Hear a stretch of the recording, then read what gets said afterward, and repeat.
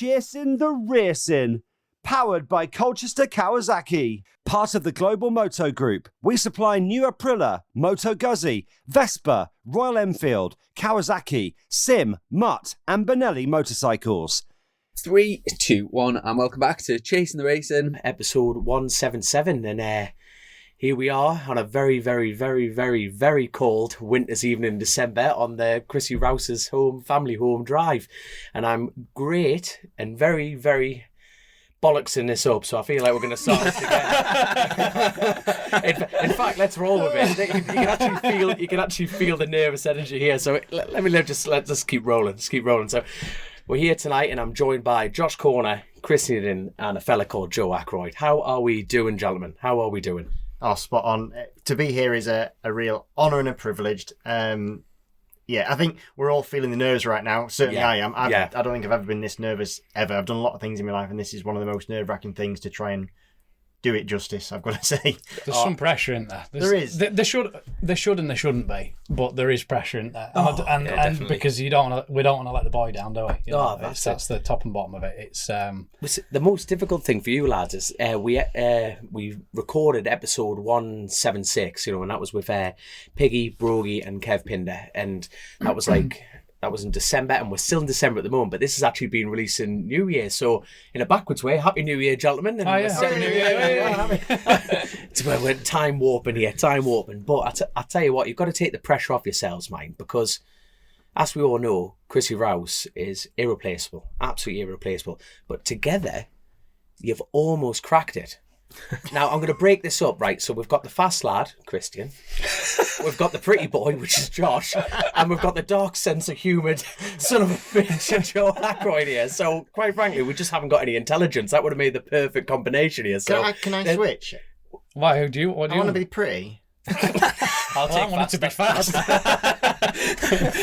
I think every rider just answered that same question there. So like I say, it's the new year, and we're gonna have to go really back in time and go back to the 2022 season, and it's a bit of a difficult one because it feels like so long ago since we were riding bikes, and I feel like we all need to catch up with everyone with the new co-host element. And to be fair, I think you lads will be more cautious. How's the pod going to continue for the future? Is that not a fair question to start with? Yeah, look, for me, I mean, it's when you rang me and said what the plan was, it was I didn't give you an answer, did I? I think I just sort of stumbled my way through the rest of the conversation and then said, I don't know. And to be honest, mate, I've got more respect for you almost saying no. I think that you boys will agree. You can't come in and replace. He's irreplaceable. Yeah, Chrissy can't be replaced, and to come and do this is why we all feel the pressure, because what he did was phenomenal, wasn't it? Yeah. And it's not just what he did in here; it's the person that he was, the personality. There's not many people like that in the world, no. And for you guys, as Dom, everything you've built with Chrissy, and then Chrissy's family to say, do you want to come in and sit and do what we're going to do with this rolling co-host thing? I don't want to let the guy down. I don't want the fan following that you guys have built to sit there going, what a fucking tosser. Why have they asked for that dickweed to come on? It's... I'll tell you what, I'll never ever read a single comment that anyone puts, because my head will roll off. You'll think, I think I did all right, and the top one will just be cunt. So for me, coming in here and having a day is, I just hope that wherever he is, we do him justice. We do the lad justice, and I think we all feel the pressure of that, don't we? And it is what it is. But thank you for the opportunity. Thank you to Chrissy's family. I'm humbled by it myself. But I think as well, to try and keep this going for the motorbike racing community is so important, because it was kind of a gap that needed filling almost, And I know people on the other side of the world that have said Chasin The Racin was the one thing that they sort of had to look forward to, from a bike racing point of view, because we are the centre of the best domestic road race, racing championship in the world, really, aren't we? So on a selfish, well, the thing is, this is the centre of the universe for us, motorcycle racing. That's all. This trailer. This is the hub of it all. The hub of it all. But it's you haven't said a word yet, Josh. You're just trying to think about just thinking about it. It's emotional, isn't it? It is. Like, let's be honest. I think we're all feeling that. We've just sat and had a lovely meal there with Chrissy's family, and I think you really sold it on me that it's not a replacement. It was always a yes when you rang. I definitely wanted to do it, but it was weird, and I'm sure everyone's felt the same, right? It does feel a little bit odd, but it's an honour to do it, and actually, keeping it going in his memory really feels right. Feels good.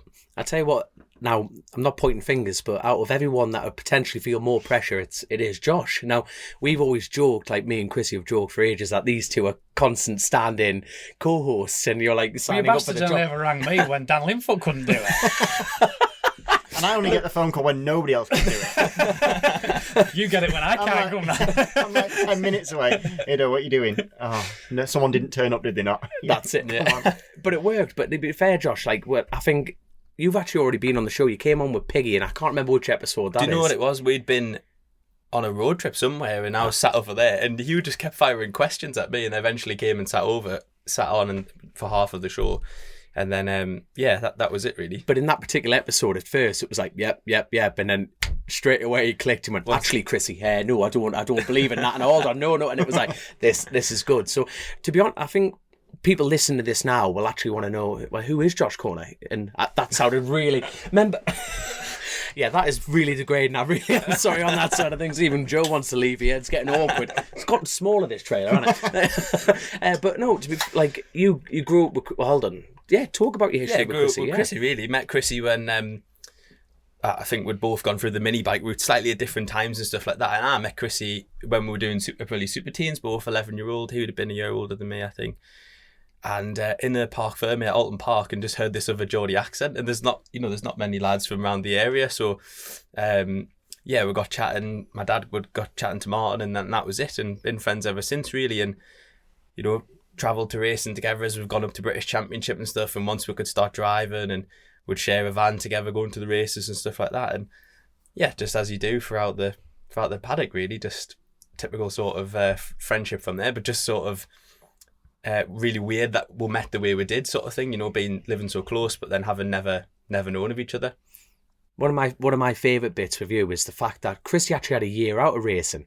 And that was always a shock to hear, but he spent that year off with you, essentially. Yeah, so...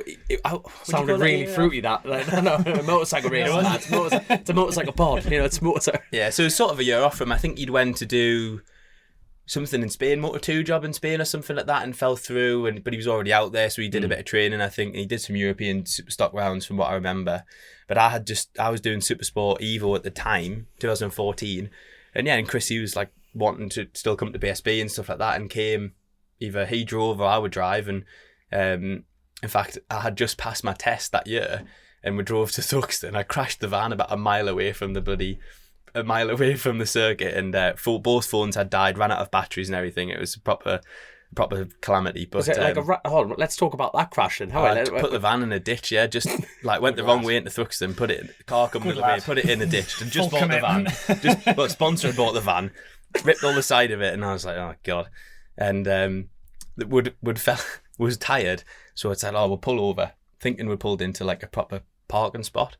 We hadn't. We just pulled on the side of the motorway, and woke up in the morning, like all the vans going to Thruxton, like obviously had their name on the side of the van and stuff, or like beeping the horn at. Obviously the phones had run out of battery, and crashed the van. So then had to like walk to the circuit and get me dad. And when we got to the circuit, everyone who was pulling up, like we'd left like 14 hours before from Newcastle to get there. Dad's already there in the truck, and he goes, well, where have you been? I'm like, I've crashed the van down the road.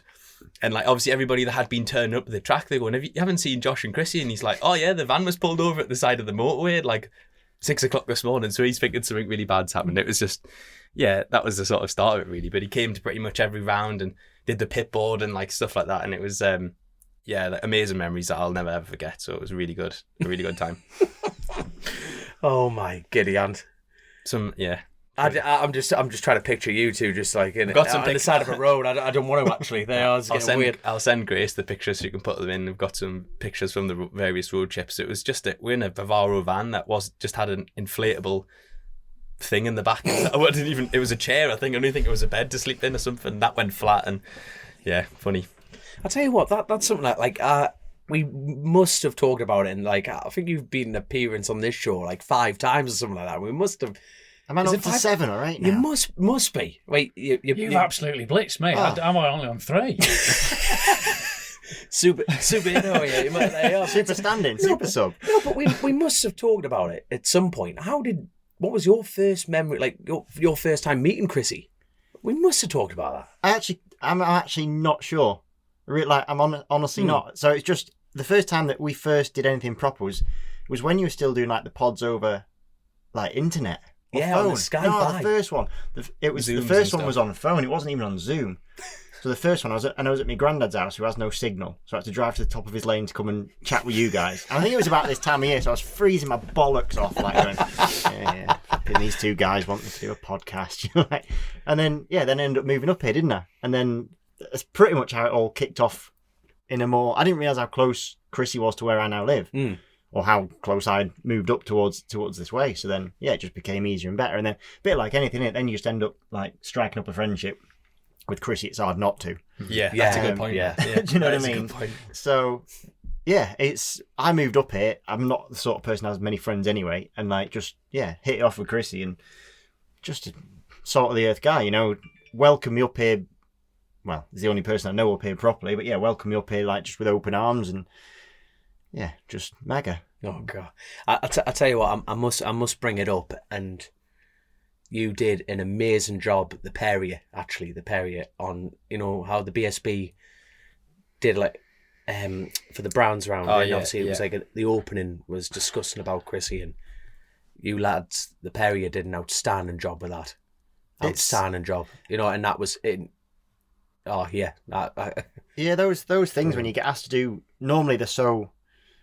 Standard sort of things you get asked to do, pieces to camera, they're almost all the same. You're talking about racing, and I've never had to do something that's like that, and it's really strange. And I got I was late. I'm late for everything, but I was like running behind, and then I hadn't yet actually seen my phone, which was a really late request from one of the Eurosport people, and just saying, we're doing this piece about Chrissy, would you like to be involved? And I was just like, absolutely yes, went straight down there, and yeah, it's just really, it's strange. You stood on a racetrack, sort of in the open air. You're not in like when you feel secure in a more enclosed space. You sort of stood in the open, and they sort of gave me it wasn't an asking questions type of thing. It was sort of just a leading thing, wasn't it? Yeah, just you can just talk, and that's also a really strange thing because you're not used to. Most interviews are having a conversation, which is a little bit easier. Yes, whereas this was just a. Well, you got a leading question, haven't you? Yeah, so this was just we'll leave you to it and chat, and like it's really hard.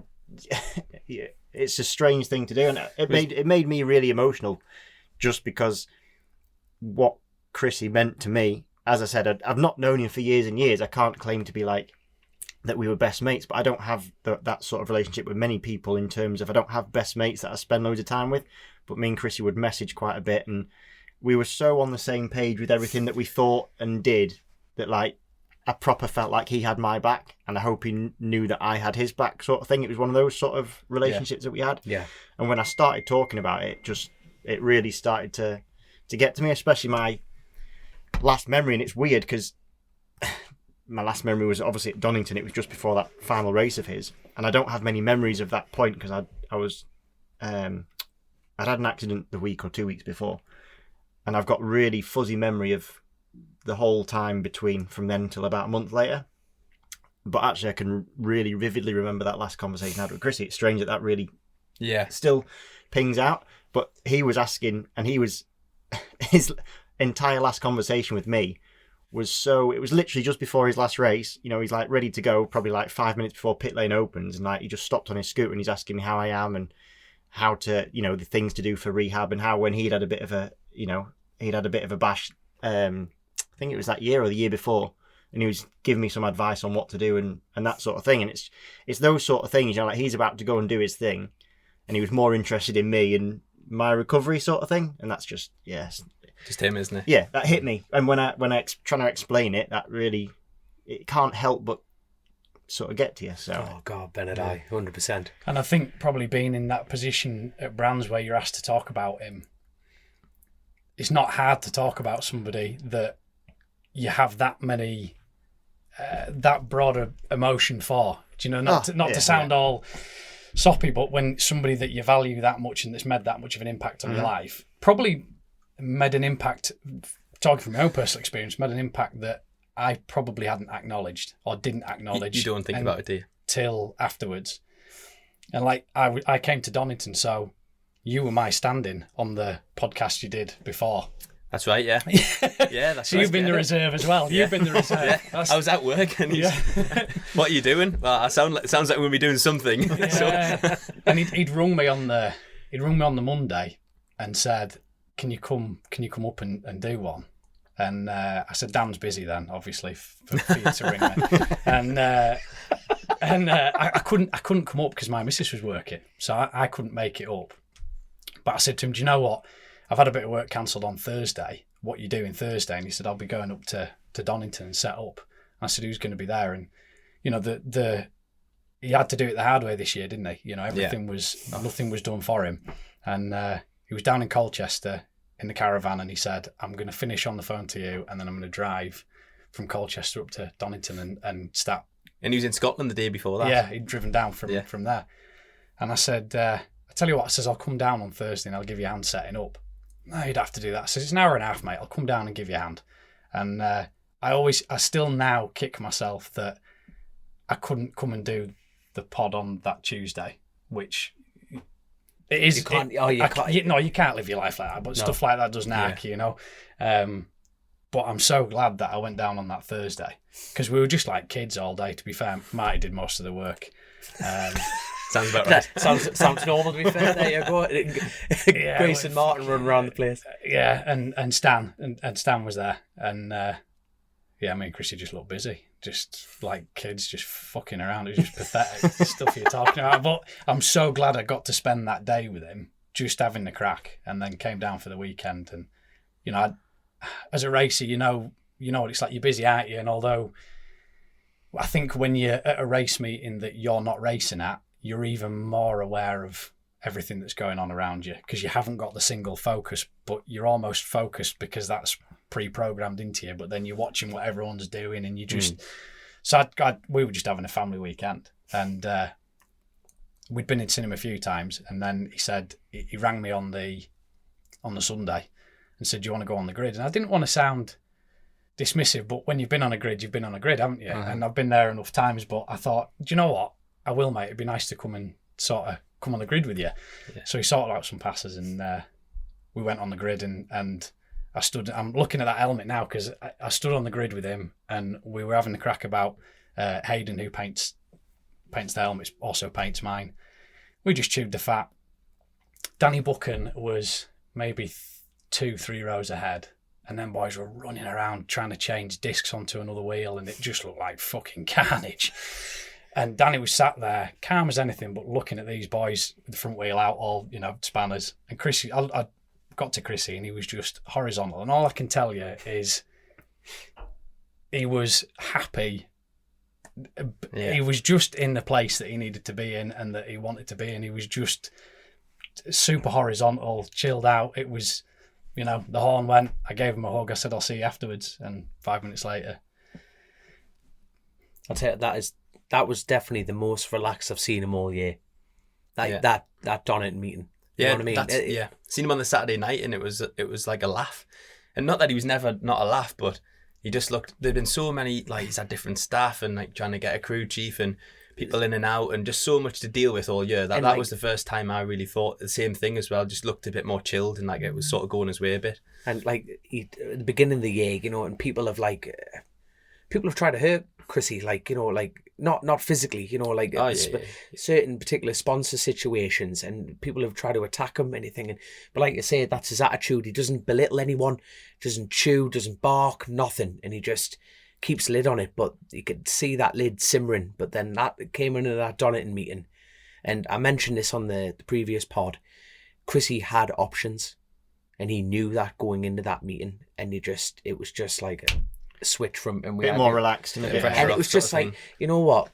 I'm speaking to racers here. We're all racers, and we all have the same. We have the same amount of respect for each other because we all have the same dream. Mm-hmm. And for me, it was like me and Chrissy had a chat like after we recorded a pod, and like Josh was there, and he left, and he just told us what options he had on the table, and it was just like all that work. And you hit the nail on your head. Like Chrissy went in this year with his own superbike team with good friends around him, but he ran that himself. And well, I'd spoke to him earlier in the year, and we'd had not much earlier either, and we caught each other out the back of the garage, and we actually had a really long and quite in-depth conversation. And he actually looked, to me, a little bit more stressed than he normally does. For Chrissy Rouse, and I was and I did sort of ask him, "Are you all right, mate?" And he sort of didn't give me the normal like, ground sort of thing. It was a little bit more subdued. And he sort of explained to me how he wasn't sure if what he'd done was going to reap the rewards that he'd hoped, which was to put his name on the map, to show people what he'd done. And we sort of had a long conversation. I had to sort of, I'm sure he knows it, but I had to sort of like say, just don't underestimate what you've done and what you've achieved just to be on the grid. Yeah. No one else on that grid has to worry about like if it breaks down or if you chuck it up the road or whatever it is. Like no one else has to drive and get new fairings and get them painted or go and get the engine fixed or get a new sponsor to do it. Or like nobody else has that. No. And I was saying to him, I'm like, even if you don't think it's there, I don't see how it cannot be in your subconscious. You're beating guys that are on official bikes, official teams, staff that are paid full time to do stuff, and like you've pulled it all together. Just being here, like I was trying to explain to him, like should be a win to start with. Yeah. The fact you're on the grid, you've already succeeded more than. At the start of last year, I remember being in my house and I think my dad might have even been there as well, going, "You are mad. Like, do you realise what you're doing?" Literally. And then a couple of days later, thinking to myself, bloody hell, this is what all of us wanted to do this. Yeah. I've got to help him. I'm going to do like, and then we were sitting in my house at like 2:00 in the morning watching the Daytona 200, whatever it is, and designing his garage board and stuff. And then literally like 3 days before the first round, like, Chrissy, the most unorganised person I've ever met. But chaos, but organised. It's really, and like 3 days before the first round. He knew what he had to achieve. He had a tick box, but just it was there on it, and everyone else was going, holy shit. I remember at one point going, "Have you actually put an entry in?" And he's like, "What?" You filled an entry in, and you've got a space on the grid before you do all of this. He's like, "Have I got to do that, have I?" Yeah. And he just was so blasé about it. But you cannot, we've all run our own bikes and done something at some point in your life. You cannot even comprehend the stuff that just the magnitude of the whole thing, what you had to put together. I think that his attitude of like nothing was ever too much of a reach, was it? Even when things went absolutely to shit, like pre-Knockhill when he had the sponsor issue and everything, like most people just be like, "Do you know what? Just shut up shop." Like we can't do it. We can't afford it. We can't go, blah, blah. Now, jumped in a van, and then what was it? Van broke or something. Go and hire one or go and borrow one. Drive to the end of the country and back again. Arrived. What time did he arrive at Knockhill? Was it in the morning, wasn't it? It was the day of practice. It was the day of practice, and then he was like, because the first practice session was wet, and I've got the flipping weakest blood. I had to go for my 5th piss of pre-session. And Chrissy's just there, and he's like, not in his leathers. And I'm like, "Oh mate, you're not going and doing the first session?" He's like, "No, I'm really glad it's wet. I've not had any sleep for like 2 nights." And he explained the whole situation. So like, it wasn't. I bet he was still smiling. Oh, he was 100%, and he was like, unreal. Everyone else I know would have gone, "Nah, we can't do this." And it was just I don't think there was ever a hint of doubt. It's just like, it's fine, crack on. And that is just unreal. Like the thing, like even that particular Knockhill, it was great because obviously it's like 24 tonner, 24 tonner, 24 tonner, 24 tonner, and they like that as a team. They had it was like a 12 tonner, 17 tonner, small in comparison. That broke down. They couldn't get a hold of it, and they turned up in the Vivaro with this on the back, full superbike, and you're like, this is mental. And I had a great weekend as well. He did. He had a mint weekend, and it was funny because we were chatting straight after it, and he was going. He got a couple of top 10s. I think he had some really, but you still only end up with maybe 10 points or 15 points. And he said, if people understood what it took to get those 10 points. Like if they actually understood the time it took, the cost, the and it's unreal. And we were just joking about it, going, like racing's such a weird thing. You'll put yourself through all that for 10 points or 15 points. But Chrissy started this season, with he said to me, "Gans, if I get a couple of points, that's a massive he was very win realistic. For me." And then hold on. Top 10 came. Oh, well, I'm doing shite now. And let's wind the clock back here, sort of a little bit. Yeah, you know what I mean? Just about to say that because we went to Donington before the first Donington. I went down my little lass, and she would, as a 4-year-old, she'd be saying, "Where's Chrissy? Where's Chrissy? Where's?" Didn't give a shit about anybody else that was in the paddock. Didn't ask about. Didn't know who anyone else was, but knew who Chrissy was, and he had a real good do at that first Donington. He had some strong finishes. Oh, yeah. And I was just thinking then when you were talking about that, I remember, I just texted him afterwards because I thought he'll be flat out. I just said, "You needed that, boy. Spot on. And he texted me back and he went, "Yeah, but I need to go more now." And it's like, it's never enough, is it? Just look at what you've achieved by being on the grid, mate. Now you're scoring points, incredible. I tell you what, that's probably what I've got loads of regrets when it comes to Chrissy, but at the beginning of the year, I was texting him after every result and I was like, "That's outstanding." But you know what? He almost didn't want to hear it. He's a winner. Yeah. You know what I mean? Like we sitting here now, even if even if he was sitting there, it'd be like, right, what you're doing's amazing, but he's a racer. If he's not on the podium or winning races, it was still eating him up, and I stopped texting him. You know what I mean? I was very lucky. I got to see him like twice a week, and even then it was just like Do you know? You just want to text him, going, "That," like you watch it on the telly, going, "What a result!" And he's going, "Shit," and I'm going, "That's not shit." Far from it. You know what really I think about a lot with the whole superbike job that he did. If you put that in like real world, it is real world, but for maybe like normal people who aren't involved in bike racing, that was the equivalent of somebody of his age starting a business and it turning over hundreds of thousands of pounds in its first year. And actually being like really successful. Like people really don't understand how much of an effort it was. And when I remember him having a conversation with me about the finances and stuff, and just being like, "I honestly do not know how you're doing this." And that's forget his talent as a motorcycle racer for a second, to just even coordinate that and put it together and get it there and make that money. I mean, I know they're struggling, but he was making it happen. That's it was someone else, really. Do you not think it's even more of a credit to him as a person by the support that he had from people that would just if it wasn't him, he wouldn't have had the support. Exactly. No doubt. No one would have done. I was just thinking then about all those guys that would go and do what they did for nothing but for the love of the lad. Yeah. And it's like, you find me another person where you would find that many people devoted to giving their time, their effort, their own money, their hard-earned cash. We're all fucking worrying about whether we can pay the mortgage at the end of the month or whether the taxman's, we're all... It is with your special wages that we Shut heard up, about. Christian. And then... we could all do one of those invoices, couldn't we? I don't know, we move on from this really quickly. He's just so We've seen what you've pulled up in. Fucking hell. Personalised plate. It's not that... I've come in... Modeling's wages. I wish. What did you say about him when he sat down? That says Burton's need him back in the shop window, don't they? I'm not coming straight from work anymore. I'm going home first. He's got one of them fucking gilet things. You know them little fluffy things that posh farmers wear. Oh, shit. I'll tell you what, my favourite thing is, right, we've teed that up. You've literally had half an hour to think of a comeback while I was saying that, and you've still got nothing on that. Nah, you've got to check a shirt. I was thinking lumberjack. But you know what? There's two of us here. And it's Dickies. It's cheap, is that? It's cheap. I'll tell you what, you know what? Chrissy was he just chasing the dream. Can I put that heater on? I'm nithered in here. I'm glad you said that. Is the far heater well, on it's not doing so much. Well, grand, yeah, no problem. We'll have to. Well, okay, right. We're still going to keep rolling while we're doing this. Yeah. We're going to open to apologise to Grace because if there's a humming in the background for you listeners out there, you'll be in trouble. That is 100% the cheap lad on the right. Oh, I never thought about that. There you are. I can't work it. We're all right. Oh, it's grand. You can ride a motorbike, but my God, I tell you what. While he's trying, okay. Oh, he's literally switched it on, ladies and gentlemen. Yeah.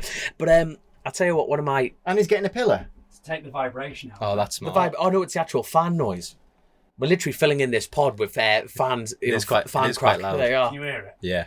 Oh, don't worry about it. Here, we're gonna. Here, put it back on. We'll work around it. Put it back on. Does that thing on the wall not work?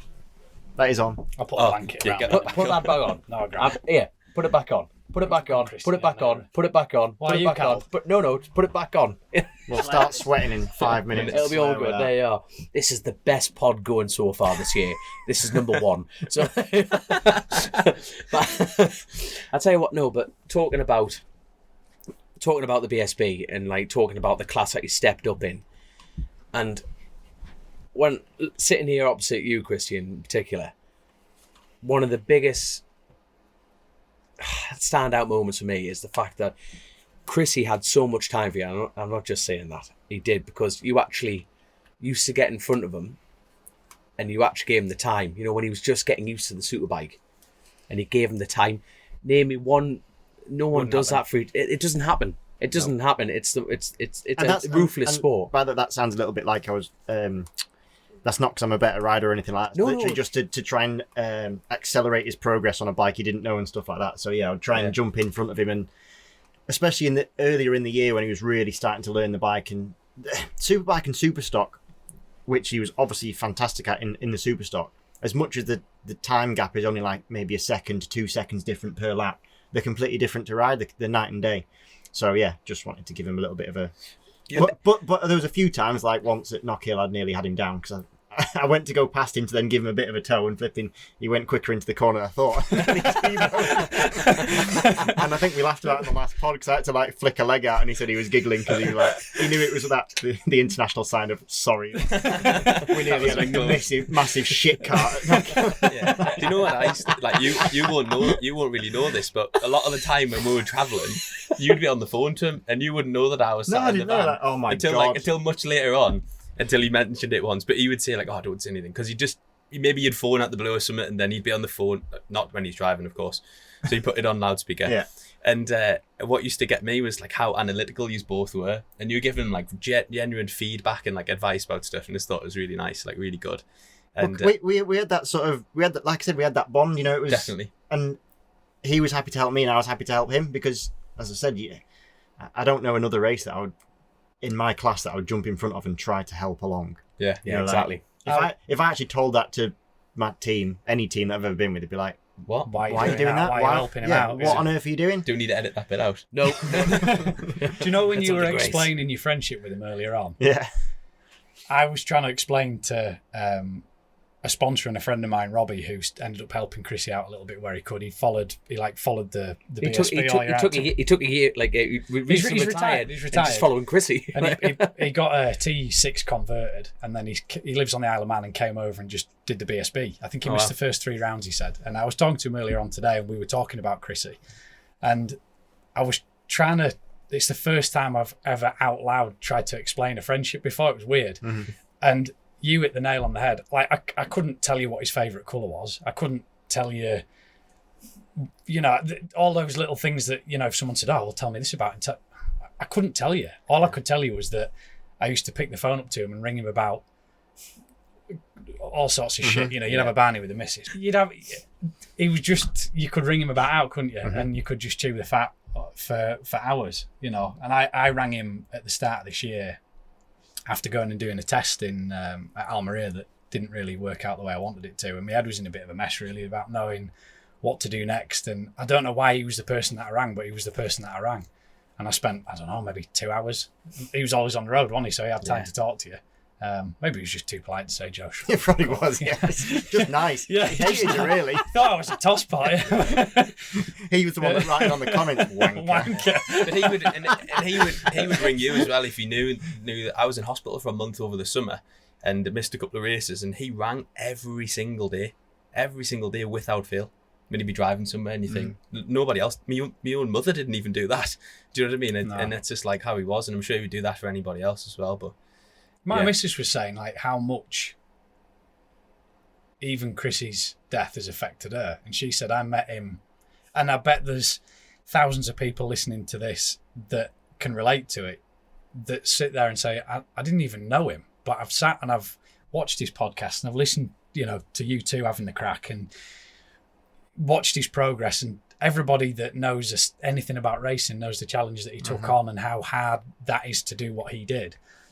And I think everybody that witnessed that or was a part of that journey, whether they were financially involved or just emotionally invested in it, it was something that kicked him in the bollocks so hard. And my missus said to me, she said, I feel, I remember getting back from Donington and just crying because I knew it was bad.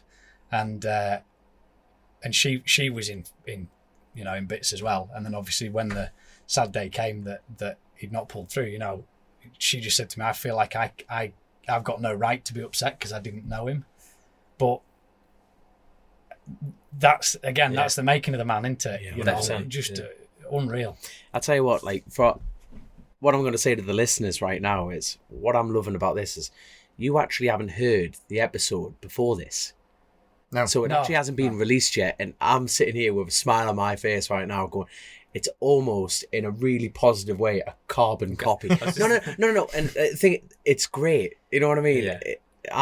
It's class, man. No, it just shows it's that thing. How he impact. Bear in mind, 3 different people were sitting here last time and saying the same thing. Saying, you know what I mean? In different stories, but it's the same mannerisms. And you think that is a huge impact. The only way I can think of it, because I was trying, it's really hard to be positive about loads of things. Yeah. I try and put the most positive spin I can on. And the main thing that I can think of with Chrissy is I'm grateful for knowing him and for him having a positive influence on my life. Yeah. Rather than, it's sad to have the loss, but I'm more grateful for having that positive influence in my life. And I didn't know him for a long period of time, but in that very succinct period, he made a big impact on me, and that's the positive I can take. That's a good thing. Yeah. Quality over quantity, innit? Yeah. You know how you said at the beginning of that, you were like, not really. You're almost saying I'm not really a friend. Of course you are. Look what you were doing for each other. That is just 100% him. Realistically, I only knew him like 5 proper years. Like spending every day with him. It's not measured over 10 years. And I sat down and then I'm like, I feel like a fraud. You know what I mean? Like me and my mate Sugar. He says hi, by the way. He's a massive fan. He'll be listening to this. I did see him. No, but you feel like, you've known him the longest. You know what I mean? And but it doesn't feel like you know him any better. And it's funny you say about the impact.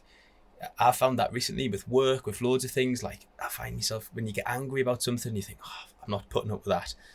You think that he wouldn't. He would just get on with it. Do you know? And he wouldn't. I've never heard him raise his voice once ever. No, I can't imagine him being in an argument with anyone. I just can't. He'd be the most. You'd try and have an argument with him, he'd just diffuse you, wouldn't you? You'd be completely like, God, I'm fucking mad at you, but I don't know. But then you walk away from it, don't you? You're fizzed off and walk away going, he's won that. By being nice. Exactly, that's it. Which is worse, isn't it? Imagine him trying to talk down a hostage situation. Stop it. I'm going to shoot myself now. Stop this. You know what I mean? It'll be straight off the bat. Crazy, man. Not that I don't love talking about Chrissy. We love him.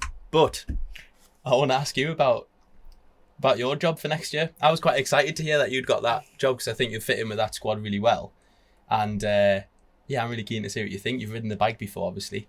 Are we going full BSB talk now? But I think we should. Let's do it. I think we've tipped in now. We've tipped in. Sorry, I pushed it off a cliff. Sorry. No. The thing is, and I said this on What You Haven't Listened. It's like we could do. Every show. We could do every show. It could be for this, for eternity. It really could. It really could be. You know what I mean? And Chrissy is here now. Just go let's talk. Let's talk about the nitty gritty. Let's talk about what he built the show about. You know what I mean? Let's talk about the pub crack, and that's a highlighting point. One of us is gonna have to go sober. And it's not me, because he didn't touch a drop, and we all like a pint. I feel like we're gonna have to start bringing in gin. I'm a pretty sober kind of guy. Yeah, no. Hold on. He openly admitted on one of his wedding night, he pulled the pin on it. I think twice a year. I'm a light switch type of guy. I'm all or full blown spewing in a gutter somewhere. Yeah, I'm sober or naked. I'll have a lime and soda. Yeah. I like that.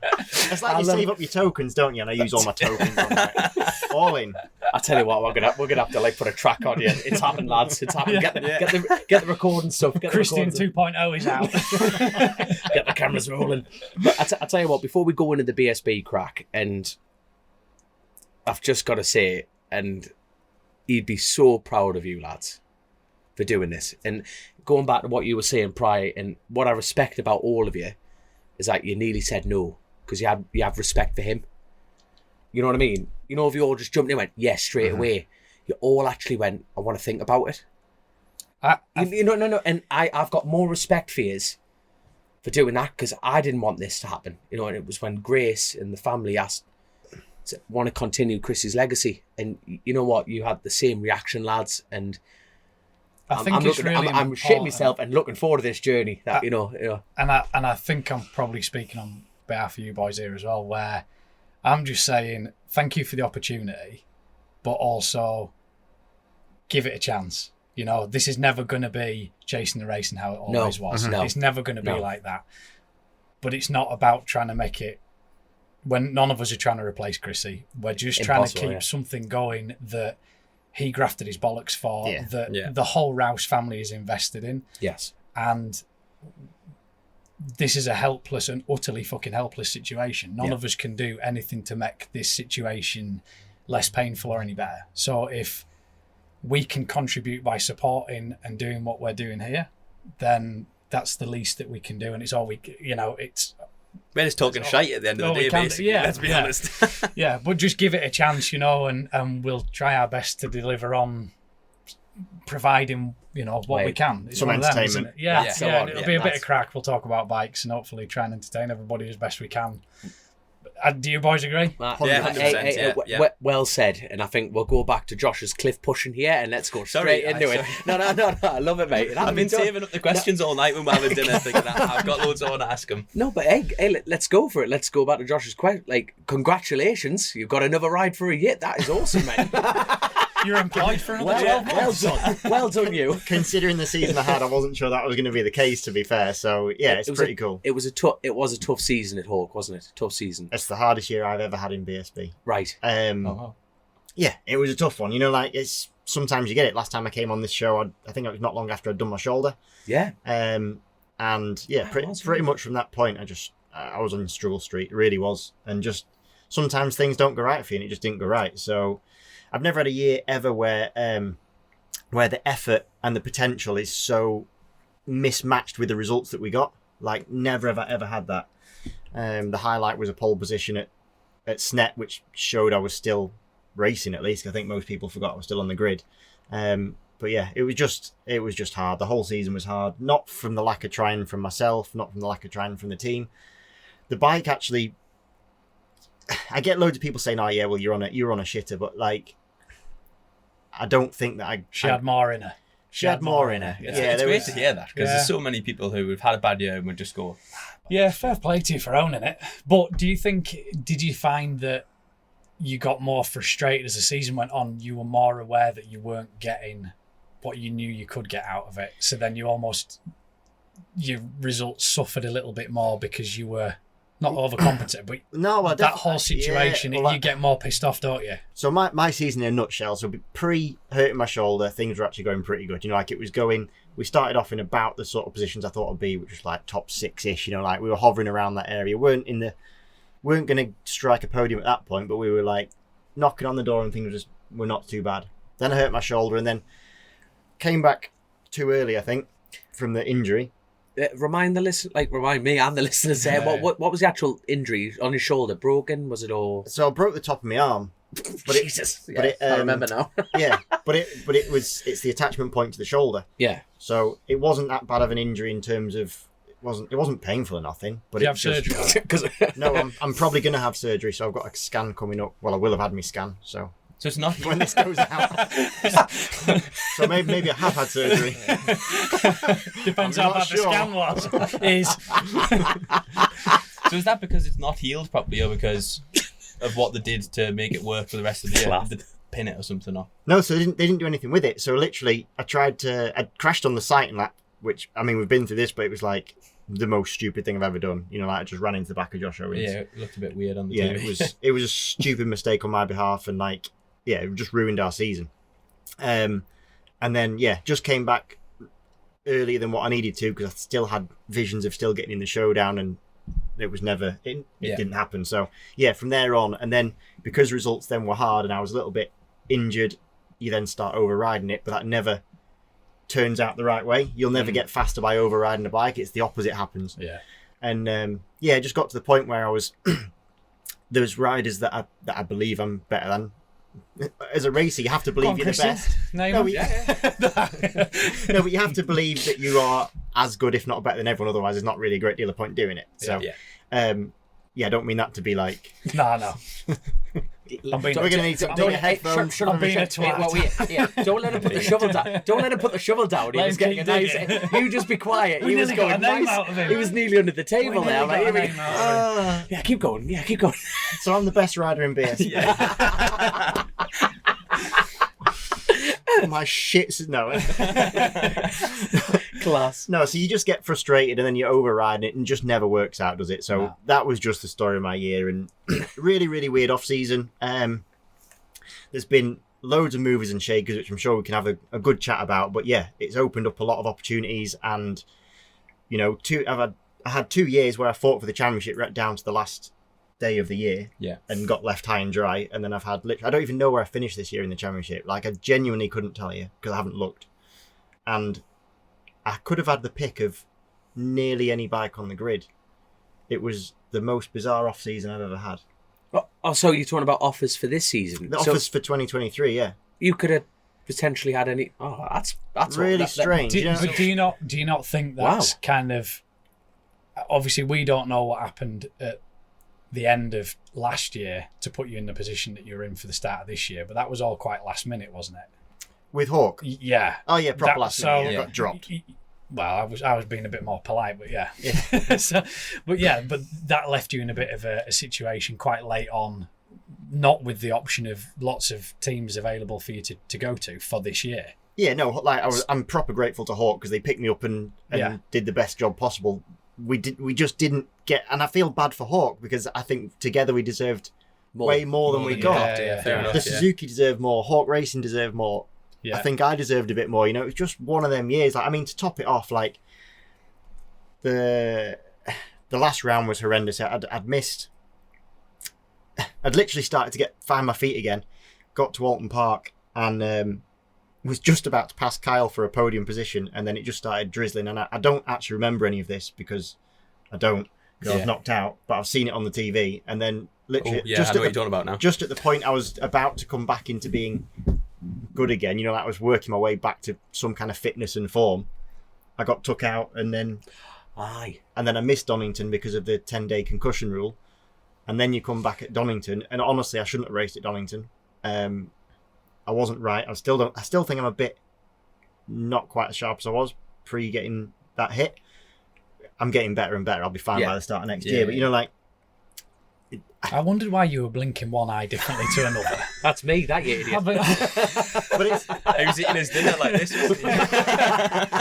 Well, I wondered when you were going to put a bib on him, to be honest with you. But I didn't want to say it. I thought, well, I don't know if I've met this lad before, but he's not looking so well. If you're a cow, we'd put him down. Sorry, we'll get a serious conversation out at some point. But sorry. No, Christy didn't have a stunt double coming to dinner. That's good. Sorry. You'll be golden by round one, though. Yeah, absolutely. I hope back so. To it, yeah. Well, I got that disclaimer in then, didn't I? That's class. That is class. No, it was just one of them. Yeah, you come back at the last round, you got no chance of doing anything. I shouldn't have come back at the last round. It was a heavy weekend anyway for all the reasons that we know about. Yes. It was awful. And then, yeah, the complete story of my season is totally that with the week after the last round was the race of the year. So the Hawk Racing run and own Mallory Park. So their event is the race of the year with the EMRA. So yeah, the boss was like, "Will you come do the last round, do the last EMRA course?" Well, you know, like they get a bit of gate money and it sort of helps them out and, you know, helps the racing job out. Yeah, crack on. Flip, I cartwheeled that bike so hard. Did you? Well, put it in. Oh no! Absolutely destroyed it. Dymags could have fitted in. Where did you crash it? I crashed at Gerrard, so it pissed down in the morning, and I was like, "We ain't riding today. Like, there's no chance." And they left it till about 1-2 o'clock. And typical club race, like we went out for. They then scrapped practice, which I didn't know, and we went out for this session, which was qualifying. And it's just weird, isn't it? You go club racing, I didn't know what session it was. I didn't know how long it went on for. I didn't know what position I was in. I just didn't know. I was just like... Just waiting for a flag. Yeah, eventually there was a checkered flag. I was like, oh, it must have been a practice. Anyway, it was qualifying. So then you only get one race. And by this point, it's sort of dried up. And got out in the lead. And I was literally had that thought process of don't be a dickhead. Don't do anything stupid. There's no point. There was good competition. Nesbitt was there. Danny Kemp was there. There was a load of other... like Bjorn Esmond was there. Richard Cooper was there. All right, yeah. There was some good lads.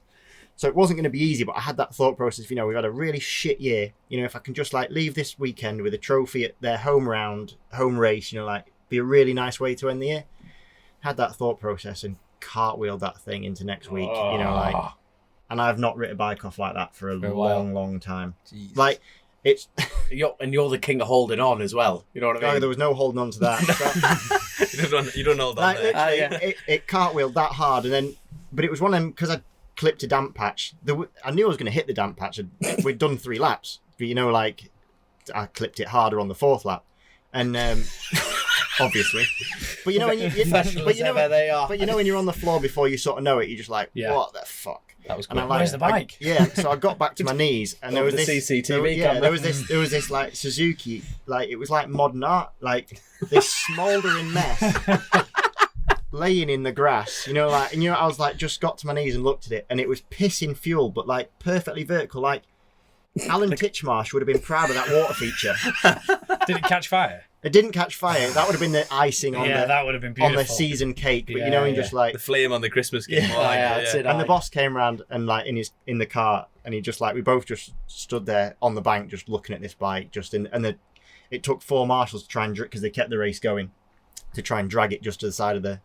It was gone. What did he say? It'll buff out. I think he said something. Have you met him before? He wouldn't have said that. Do you know what? He was, to be fair, he was spot on, because considering they probably got 20 grand in gate money and I'd just done 50 grand in crash damage. It was just I felt so bad. It was just the story of our year, literally. Yeah. Just the race that was supposed to just be a nice sort of sign off for them. Thank you very much. Thank you. Yeah, I appreciate all your hard work and effort, and it just turned into that. And yeah, you plonker, Rodney. And then you spend the rest of the evening, don't you? Well, I'll help you get it back in the workshop. Just dragging bits of bike. The best thing you could have done is get in the car and drove off. And the worst thing was I was doing something the next day, so I was actually staying there in my caravan. So it's not even I could get in my van and go. Did you wake up the next morning and think, it wasn't that bad, go and have a look? It was bad. That bad. It was bad. The fountain's still on. So that was my season. Absolutely rubbish, but yeah, really strange off season. There's been so many movers and shakers that, and I'm glad that I'm really fortunate that team managers have had a not such a short memory. Racing's renowned for having though, don't they? Yeah, but you would think. Racing's so renowned for being you're only as good as your last race. Is the moniker, but thankfully it's not as good as my last race. And I think you've been there or thereabouts, pushing at the front and in the shop window for the last few years, haven't you? Which people can sit I was never particularly a Josh Brooks fan, but to see neither was I. No. Do you not listen to the show? Or watch BSB at all? Yeah, I'm trying to be polite here, boys. Wait, stop it! Just stop being polite and ask questions. Just go for it. Even seeing somebody all that side of it out of it, to see somebody struggling that much, you start thinking, fucking hell. That much. I thought he was being nice then, and he ended it with that. Oh, he's pulled a pin now. Go on. Both barrels.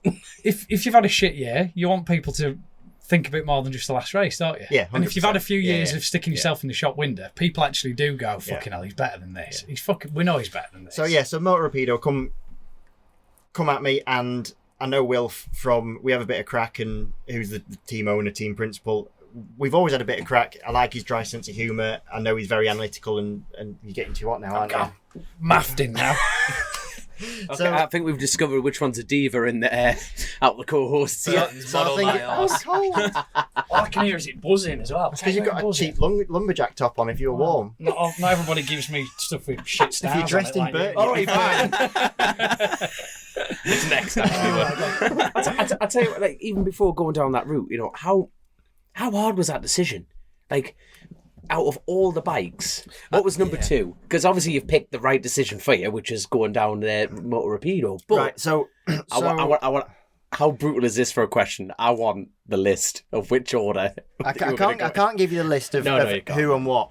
No, but at the last minute, so there was far more options than I thought. I'm friendly with a lot of the team owners and managers, so like I get on a friendly basis. So I do chat with a lot of them. So often these conversations crop up, and we have these conversations. So there was a few team owners that were happy to change brand to appease me, which I didn't really want them to do, because I think most of the teams are better off staying in with their own bike they've got, because then they've got continuity. They know the way around what they're doing, don't they? As far as a compliment goes, that's massive, like full infrastructural change. Yeah, there was one in particular that was like, we'll buy either a Ducati or a Yamaha, whichever one you want, and we'll go racing. Wow. And actually, honestly, I was like, I'd genuinely prefer if you stuck with the bike you've got. You'd have a lot more confidence going in there. You've worked with that for the last 4 years. You know your way around it. Bike racing is no longer, and the more year on year, it's less like that. You don't just buy a bike, which is why what Chrissy did was so amazing. You don't just buy a bike and expect to go and be at the front, because it just does not work like that. Okay, spitball, total random guess. How much money is an infrastructural change? Okay, you're keeping the same stuff. Hundreds, you're talking. Wheel spares. Yeah. My God, you're talking. Even if you 7 bikes in parts with one bike, if you know what I mean. Wow. Even if you were given the standard bikes to turn into race bikes, you've got to pay someone to do it all. And then the not to mention buying the bits and the knowledge element, because like you say, a team's learned that bike of what it does, its downfalls and everything, and a team was willing to swap all that for you. Hey boy. Yeah. So I was really humbled by it. So. Wilf is. I can't even get my ass to change. I think it's never mind a bike team. Oh, Dominic. We'll be leaving that one in, Dominic. We'll be leaving that one in. How far anyway? I thought my phone was going off. That's just Lauren. She must have heard you. I'm glad you saved a number, because that random numbers are doing my head in. I keep coming on your phone. Burton's from Tinder here. Motorbikes, boys. Motorbikes, boys. Class, but like you said, that is a huge compliment. The fact that a team is willing just to change absolutely everything. After the season I've had, it's a huge compliment. That's what I mean. So it's like, right, we're sheep in this game. You know what I mean? What's the best bike at the minute? Now, for the last 2 years, it's been the Yamaha. Yeah. You know what I mean? So that's interesting how... I've got a different opinion on that. Oh, go on then. You say it's the Yamaha, but actually it was the package, because the Yamahas that won the championship were the Yamahas that won the championship the year before, and all the stuff that goes with that. So look, how many years ago? It wasn't that long ago. Nobody wanted to ride a Yamaha. No. But McCams have had them for 4 or 5 years and done so much work and spent so much money on it. Yes, it's the thing to be on at the moment with their setup and their backing and their personnel. But is it going to be the thing next year? Well, we don't know, do we? It'll still be good, or Halloween will go well on it. It always goes in a cycle, doesn't it? there's always a bike to be on. You know, like, of course. It's like pre-Yamaha, it was Ducati. Yeah. 2019. Your year on the Ducati. Shut up. Yes, I flopped. No. It was all there for the taking. 2019, when I wasn't on it, it was amazing. Like, but yeah, 2020, it was still the bike to be on when I was on it. Yeah. And then 21, 22, we saw that shift to the Yamaha years, and at some point there'll be a shift to something else. It always goes that way, and you've almost got to look into your crystal ball and predict the future. So at the moment, everyone's desperate to be on a Yam, but you're right. It might not next year. One, you don't know exactly the technical regulations. Like BSB work really hard, as do now World Superbike, on trying to like make the bikes as equal as they can. So like it could take a really small technical regulation change to just knock that little bit of percent extra that they've got. All the riders at the moment sort of want to be on a Yam because it makes sense. You want to be on the bike that's it's proven, right? Yeah. But that can also be like a golden bullet in terms of if you got one with a team that doesn't have the absolute knowledge of that bike, then one, you're on the bike that should be winning, so you should be winning. Yeah. But actually, it's a worse package than than it could be or should be. And a team talking about switching from something else to the Yamaha just because they think that's the best thing. That's a prime example of you just end up arsehole straight, don't you? Here's the person. Because they have no idea what they're doing. And as I say, on the outside, it. They'll go, well, you're on a Yamaha, or people will go, well, you're on a Yamaha. So, but not all Yamahas are the same, or not all Ducatis are the same, or not all anything's the same. Exactly. Okay, let's talk about the number one seat, and that number one seat is deterred by the champion, and the replacement of Brad Ray is Ryan Vickers. So like you say, that pressure pot of going, well, right, he was riding for FHO last year. Yeah. And 40, 50. He actually didn't do that amount of crashing, you know. He got a lot of taking out. No. Hold on. Hold the lower line a little. Got taken out. Grace, can we get a reel going, please? We might have to take a 10-minute interlude here. I think just brain into us here. There you go. But he didn't. Haven't Duke been able to do a whole DVD? Crash Kings. You'll go into a barber shop in a few years and it'll just be clips of Ryan Vickers going through. Just a black and turquoise bike. He got a lot of breakdowns. He got collected a fair few times, and he's fast. No, fast. We're not disputing that, but you see, we're talking about that precious scenario. But in theory, he should be winning it. With that best bike. No. Go on then. He's got the package to win it. They can't say it's because he hasn't got the bike. Basically, that's one thing you can say. It's not because he hasn't got the right bike. He hasn't got the bike that's capable. You know, no one's won on a BM for quite a while, so fair enough, you could use that argument, but I'm just not a believer in that. There's so much more to it. The lads who win the championships are the best lads on the best bikes with the best teams at that time. Everything has to come together in one. There's so many moving parts to the equation. I think as well with that championship, it is so competitive. You boys in that top 10. Yeah. Do you know what? You say top 10, like literally. Yeah, no, sorry. Beyond even. It is unreal. It is a lot further back. Yeah. This is the first year that for a few years I've been in the lion's den, shall I say, in the middle part of it, and it is just ruthless. Chrissy said to me at Donington, he said, I'm absolutely. He says, I've never been to fast round here, never. He says, and I'm 15th. Huh? You've no idea. But not only that, but you're 15th, but you're only like 0.2 off pole or something, and you're like. He's like, I was fastest down through sector 1. I'm quickest through sector 1. I'm like I think he was 0.7 off something. Yeah. And he just said, and it's tangibly close, but it's not. Yeah. You know, it's you're so on it's the limit. It's almost touching distance, but it's massive. Yeah, because there's 10 positions or something. Yeah. And it's worth noting when we're saying about Vickers crashing and stuff like that. Hold on. You lot. Yeah, Dom.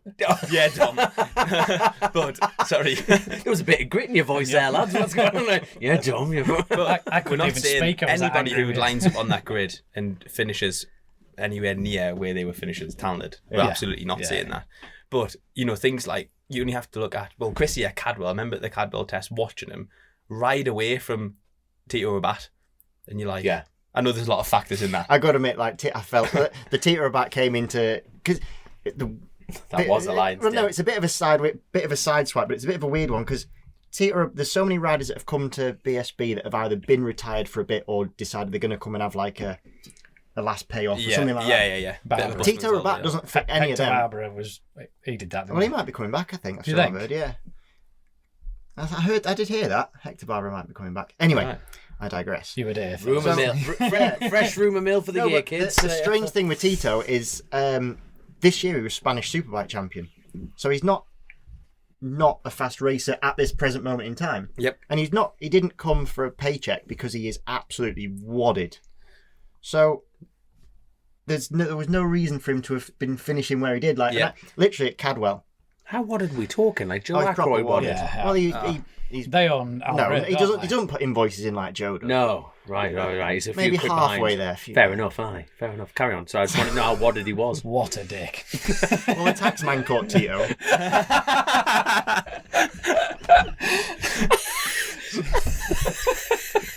Only a phone call behind. Look how smug he is. I hope none of them watch Chasin The Racin. Chasin the Taxman. So Tito Rabat at Cadwell, I remember. So we went into turn 1 in one of the practice sessions. I think it was FP3, which is the last session he did because then he jacked and went back. But like, I was behind a Moto 2 world champion, and Peter Hickman went past one way and like give him the big head shake, you know, like he was in the way, and then Skinner done him at turn 2 and like didn't kick him, but you know, like disposed waved a leg at him.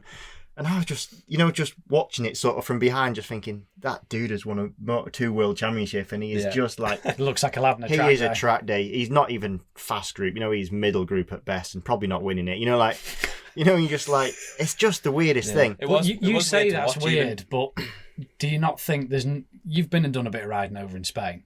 they've never seen a Cadwell Park.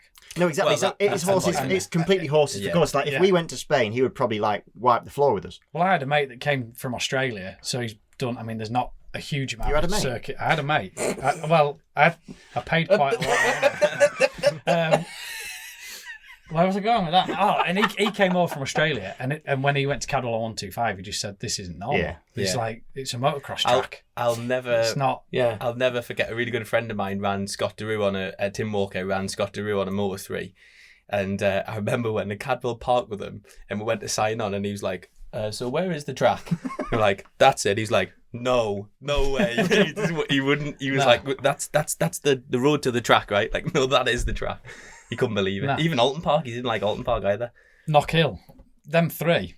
Alton, Cadwell, Knockhill. You know, I always thought Thruxton, so as a place to come to, I always hated Thruxton. I don't know why. I think it's Thruxton. boring. See, I love it, but it's special in it. But I think that's what's good about BSB. We've got like, I think if you're Very BSB mixed. champion, you can ride anything. Any circuit, yeah. That's why it's so competitive, isn't it? That's why we do well in World Superbikes. I'll tell you what, that Thruxton meeting had to have been the best race this year. Oh, with Brad and Taron and yeah, it was God, good. you could watch that, like you say, you could put that on YouTube time and time again. That was just phenomenal.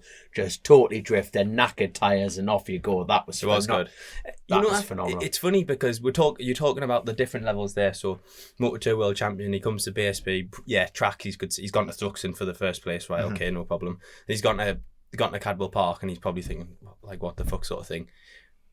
I don't know because I've not ridden one, but how much do you think the bikes really affect BSB? So they're so different, aren't they, to really anything else? So they're nothing like a World Superbike, are they? Nothing like a World Superbike. Chassis-wise, they're pretty similar, but they're set up so different because the electronics are so different, which makes the whole thing... Which is where we've seen Sykesy and Haslam struggle. Because Sykesy's been so used to just electronics they're doing, and it's not taking anything away from what those boys do because they just ride them differently. It's a different discipline, isn't it? It must be so big. But you see, that was kind of hard to see because I like Sykesy, fellow Yorkshireman. I just think he's a nice bloke, and it was hard to sort of watch him struggling like hell with that thing, wasn't it? You know, it never. I know Donington, he sort of started to come. It was amazing at Donington. But do you think that was almost amazing? He's come in as Tom Sykes World Superbike racer. You know, he's won a world championship. He's coming. There's an expectation. He's on one of the strongest bikes on the grid. He's coming back to the circuits that he spent so long racing at and that he's grown up on. In his head, he's thinking, "Fucking hell, I can't. I've got to be somewhere in the top three, haven't I?" The thing that did Sykes no favours was Scott Redden. Well, he did it prior to that. You know what I mean? He went back on a Ducati, same team. Same situation. They were both battling out at the Worlds, and it was like one won it on the return, and one really didn't. I think the main thing that Scott didn't do is he didn't underestimate the task in hand. Yeah, definitely. Yeah, and I've got a lot of respect for Scott in what he did. Yeah. He didn't come in being like, I'm just going to walk this championship. Considering what a big personality he is, he was very humble in terms of knowing the job that needed to be doing. Yeah. And he worked at it, and I've got a lot of respect for that. And because there's a lot of riders that have come back to BSB or come in or come back that have not like smack talked it, but have been a little bit flippant as to the level. Yeah. Do you think? And the level's ridiculous. You can just see that, can't you? Ridiculous. That Haslam and Sykes had underestimated the job a little bit, or not? Haslam shouldn't have though. Because I personally don't think they did. I just think it's that fast in BSB. Yeah, it is that fast, and not. We're talking about them being off the pace for where they want it to be, but off the pace, like we just said, is literally like 0.2, 0.3, whatever. Yeah. And all of a sudden they'd be in the mix, and Tom hit that sweet spot for whatever reason at Donington, and I think because the pressure was off, and he's back at Donington where he knows. But but we'd already been to Donington. Yeah, it was a funny. So what happened then? Do you think that was? Oh well, I know I'm not here next year. I know that it's completely because this racing job is psychological. So much of it is psychological. You've said it yourself already. Yeah, that he's the world's greatest BSB rider. He's sorted, son. I haven't got the trophy to prove it, but I know. I just know. He'll be sat here in 12 months. You'll have that big gold trophy on your side. He's got everyone. He'll have a t-shirt on, won't he? What a cock! Told you so. In a lumberjack top saying "fuck you, Akroyd" on it there straight away. It's funny though because like what makes you laugh is everyone was sort of. Punters and stuff would have been sort of saying like about Brooks and Sykes beans are slow. They're not slow, but they were off the pace. Yeah. Let's be honest. Yeah. But they were going quicker than what they'd done when he won the championship on certain tracks and stuff. The whole grid had gone forward. I was on the Suzuki. Pretty much every track this year, I went quicker than I have done on the Ducati. Which is mad, isn't it? When you think about that. If you had to circle it off for a reason for that, what has there been a big change in your opinion? What there's something been, to make a as jump far like as I'm that? aware of, there's been no technical change. The only thing that I can possibly think is that although we don't have new tyres, that there's been some kind of like manufacturing difference in the tyres because riders don't suddenly want the next year go half a second quicker at every single track. It just doesn't happen. We weren't not trying last year or the year before. You know, it's not a thing. Where did the time come from? As such, you don't just magic it out of thin air. And it was different tracks. So like some tracks maybe they've been resurfaced or patches so they're better, or some tracks are maybe worse condition. But as a general rule, every track was quicker, a certain percentage quicker, and that's just not normal. So you could say really the only variable is that it would be the tyres. Potentially, but I don't know that. But I like to say it. I've done some tyre testing. But the fact that everyone was doing it also suggests something. Yeah. I've done some tyre testing where they've supplied with road tyres where they've supplied the exact same tyre manufactured in exactly the same way, but from a different factory in the world, and the difference is unreal. You wouldn't believe the difference in it, and it's exactly the same process. It's exactly the same everything. Is it literally just air temperature, humidity, and stuff? I don't know if it's the local, the source of wherever the materials are coming from or what, but the difference is huge. And if they've moved manufacturing from one part of Spain to a certain factory, with Dunlops, like you get Japanese ones or the British ones. My dad used to always say like the difference is just like night and day. Well, what was your dad's opinion? What was better, the Japanese or the British ones? I think it was horses for courses, but he said Japanese ones. But that's a typical race thing because he probably couldn't get the Japanese ones. Yeah, so they must be better. Which one's the better one's the one that can't get, obviously. Otherwise, they'd be winning. Yeah. No, fair enough. No, I just wanted to. No, forgot. It's a good excuse for the book. I feel like we could publish a book at the end of the year. At the end of this year, that we're now in. Not yet in. Weird. But we'll have the excuse book by Chasin The Racin. So going back to the Ducati thing. Sorry, we totally digressed. Mate, this is the show. It's not just a case of the team set up, the bike played a part in it of your decision or not? Right, so it was a really weird thing. So like I said, I know Wilf and everything, so when we had the chat, I was really honoured and like absolutely 100% do it. And he phoned me up with the package that was available, and I was like 100%, like mega. That's just what I want. Everything's there. Everything. He's like, you'll have to knock a zero off. I can't afford the tax bill for that. But it was literally everything I wanted. And there's no spare wheels, but the zero's there. I am and have been for a good few years a professional rider. So obviously some money comes into the equation. That's part of the deal and everything. Yeah. But it's everything in all told. And to me, the whole package was like, mint. I didn't even need to. I wasn't really considering many of the other ones anyway. But straight away it was like, not happening. And then this is where it kind of got really weird. So, I don't know how much I should even say, but we'll crack on. Go balls, Dave. Yes, go in. And even that's not very deep. It's filled a pram, mate. Don't worry, it's filled a pram. To be fair, if you're working for Wilfie... We're just in. If you're working for Wilfie, you'll have something that can measure that, I promise you. We have a data logger for you. Genjometer. You on the bum stop, son? I've got more. I'll trail in. Oh God. Anyway, let's. Sorry, Grace. I forgot Grace. Got it. She's been. Oh yeah. So Will sent me the contract for Motor Rapido, and I don't know why I just didn't sign it. It was one of them because he lives so far away from us. It's ridiculous. Like we are literally opposite ends of the country. So I wasn't going down to sign it. Fuck that. So he sent me one of them. Thanks very much for the opportunity. DocuSign. I'm really, really keen, but just send it over email. Yeah. So he did, and I don't know why I just hadn't filled it in, like put my signature on it, but there was no reason for it. It was literally I was so dead cert that this is the thing. I just hadn't got round to it. I hadn't had it long, but it was just like, and he kept messaging you, will you sign it? I was like, yeah, I'll sign it. There's no stress. There was no stress. And then I got a phone call off. Text message off of OMG, basically to replace Brad Ray. And I was like, wow. Ooh. Like, that's the number one bike with number one plate. You know, like, that is there's nothing ever that... The number one bike is the number one bike. Yeah. You know, we just said it. It's still going to make you think about it. Exactly. Yeah. And now, so I was just like... So I replied going, I'm pretty much like, I'm 99.9% done. And I don't know why, but I said I'll know by Thursday. I mean, I should have known. I had the contract on my email. I should have known by then. It was Monday. And there was no... I think it was just like I don't know, just not even a stall for any reason. But I kind of thought it would put them off to... It's flattering, isn't it? It's flattering. You've sat there and it gone... was mint, and I was like, oh, thank you, but I'll know by... Yeah, I'll know by... You almost want them to make the decision for Yeah, you. You've made your mind up. But... Exactly. See, so I left it like that, and then Thursday went and gone, and Friday I got another one going, did you sign your contract? And I was like, oh, they're keen. You know, like... And this was the week after the last round of BSB, so I was heading to Mallory, and the base not far from Mallory. So I said, tell you what, I'm at Mallory on Sunday. I'll come and see you. Come watch me. come and see me cartwheel. Watch what I can do to your bikes next year. I can do motorbike gymnastics.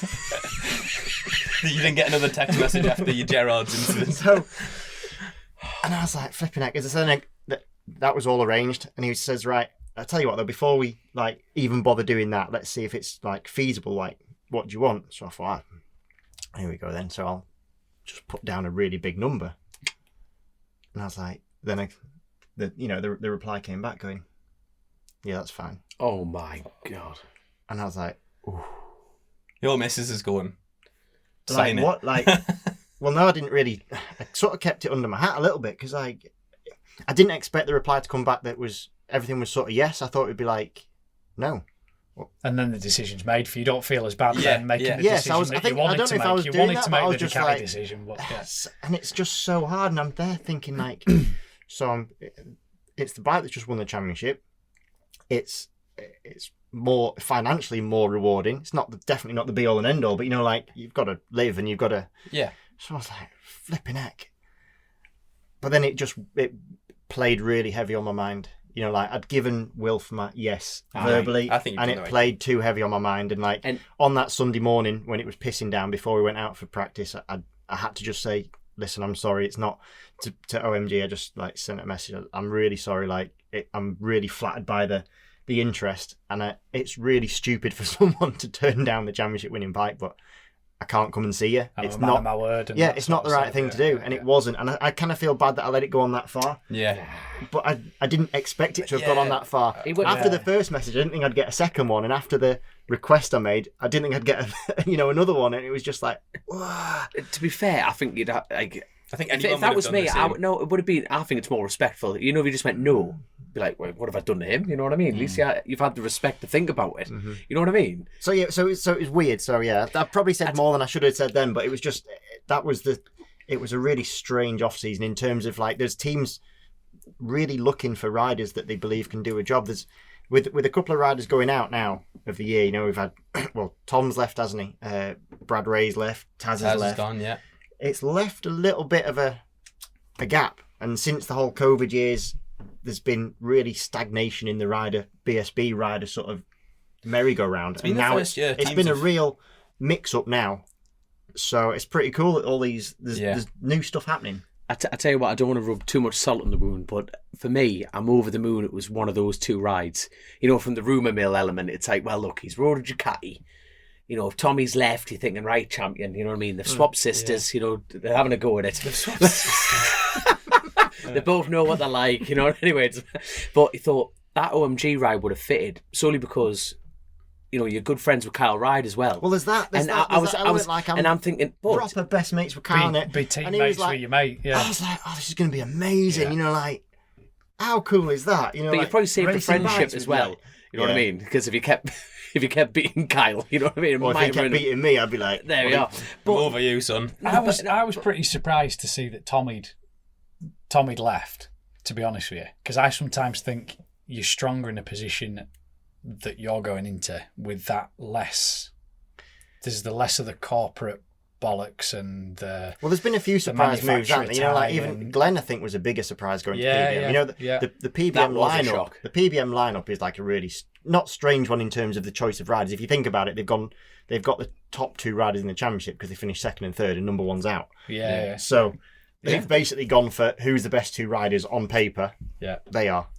Yeah. It was kind of weird when you see Glenn, because literally at the Donington round, his post-race interview was how no one asked him about where he's going to because he's a piece of the furniture at Honda. And like, I'm normally pretty good at keeping my ear to the ground and had no idea until last moment when that, literally just before that news broke, and I was like, whoa. Yeah, it was a shock that he went back. It's actually good there are secrets left in this game. It's cool. Normally you normally get a drop of blood and the sharks will come kind of thing. Normally, you know. I must ask though, when's the last time you rode for a team without a teammate? Don't think I ever have. It's not. Was that not a play? Like, I'm thinking you rode for Tycho for years, and you had teammates with Keith Farmer and bloody hell, how many other people in that team? But is that exciting? Is that nerve wracking? It's kind of weird. It's kind of weird because I don't know. The other rule in racing is always beat your teammate. If you haven't got a teammate, I've won. That's the other aspect of about Tommy leaving that. He's put himself straight into that position where he's got Glenn, a direct comparison. Well, no matter where you finish on the grid, you've got to beat that block. Yeah. And if you don't, then. But I think there's also pressure from a team point of view when there's one rider because all the pressure's on you to do your bit for the sponsors and everything else and represent the team. In a good way, I think now that this year they've got the Supersport project in Motor Rapido, so actually that.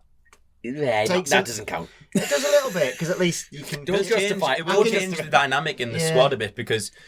I don't know if people really know how much effort. That's why I think you've done I think you go into a good squad. Oh, 100%. The effort I've goes got no into stress about to that team from Wilf. You know, Wilf owns the team and he's massively, massively involved from a technical perspective. Probably less so now, but he always was. And I think it will change the dynamic, but in a good way because it'll just be a little bit. There'll be a little bit more there going on. Do you know what I mean? I just think. I would have stocked 1,000 out of their garage years ago. Name drop number 1 there. Just so impressed that it was so professional, so good, and everybody knew the stuff. There was not one bag carrier in that team. Everybody has like a serious role to play, and I think it'll be a nice environment to be in. Wilf's a boffin. He's a full blown boffin. He's a proper geek, but it'll be interesting. But like, there's loads of lads moving up, which is really cool. There's loads of lads moving, like teams and stuff. So it's going to be really good. You know, you start from the top. We already spoke about Ryan Vickers. You know, he's got a big sort of role to fill there. You know, like he's not coming off a good season at all. I'm sure. I'm not being mean. I think he would admit that himself. It's been a rough year. It's just been a difficult year for him. And there's no doubt in his speed. He just needs something to click right for him. Yeah. And he's definitely got the speed to do it. There's no doubt. So whether. You'd rather be labelled like a fast lad who crashes than a slow lad who doesn't crash. That comes back to that same thing. He's probably had a year that's kept getting harder and harder. The results haven't been coming. The harder he tries, the more he crashes. It's just fucking been pancaking on it, and he almost needs to go away, reset, and come back. Well, so he's got a great reset button to go with, hasn't he? New bike, new team. New team. Yeah. Everybody knows what everything's capable of. They know what he's capable of. He's got Kyle as a good benchmark to go against. Yeah. I think Kyle will be top. I think they'll be pushing at the front this year. Kyle can pedal a bike. Not that he didn't last year, but he had some moments, didn't he, where he struggled. But he was. But I think that then comes down to the teammate thing for Kyle. Didn't he have an arm pump issue or something? Did he have an arm pump? Yeah. He had some issue at Alton Park or something, didn't he? He bought Rice Leathers or something. Yeah, more.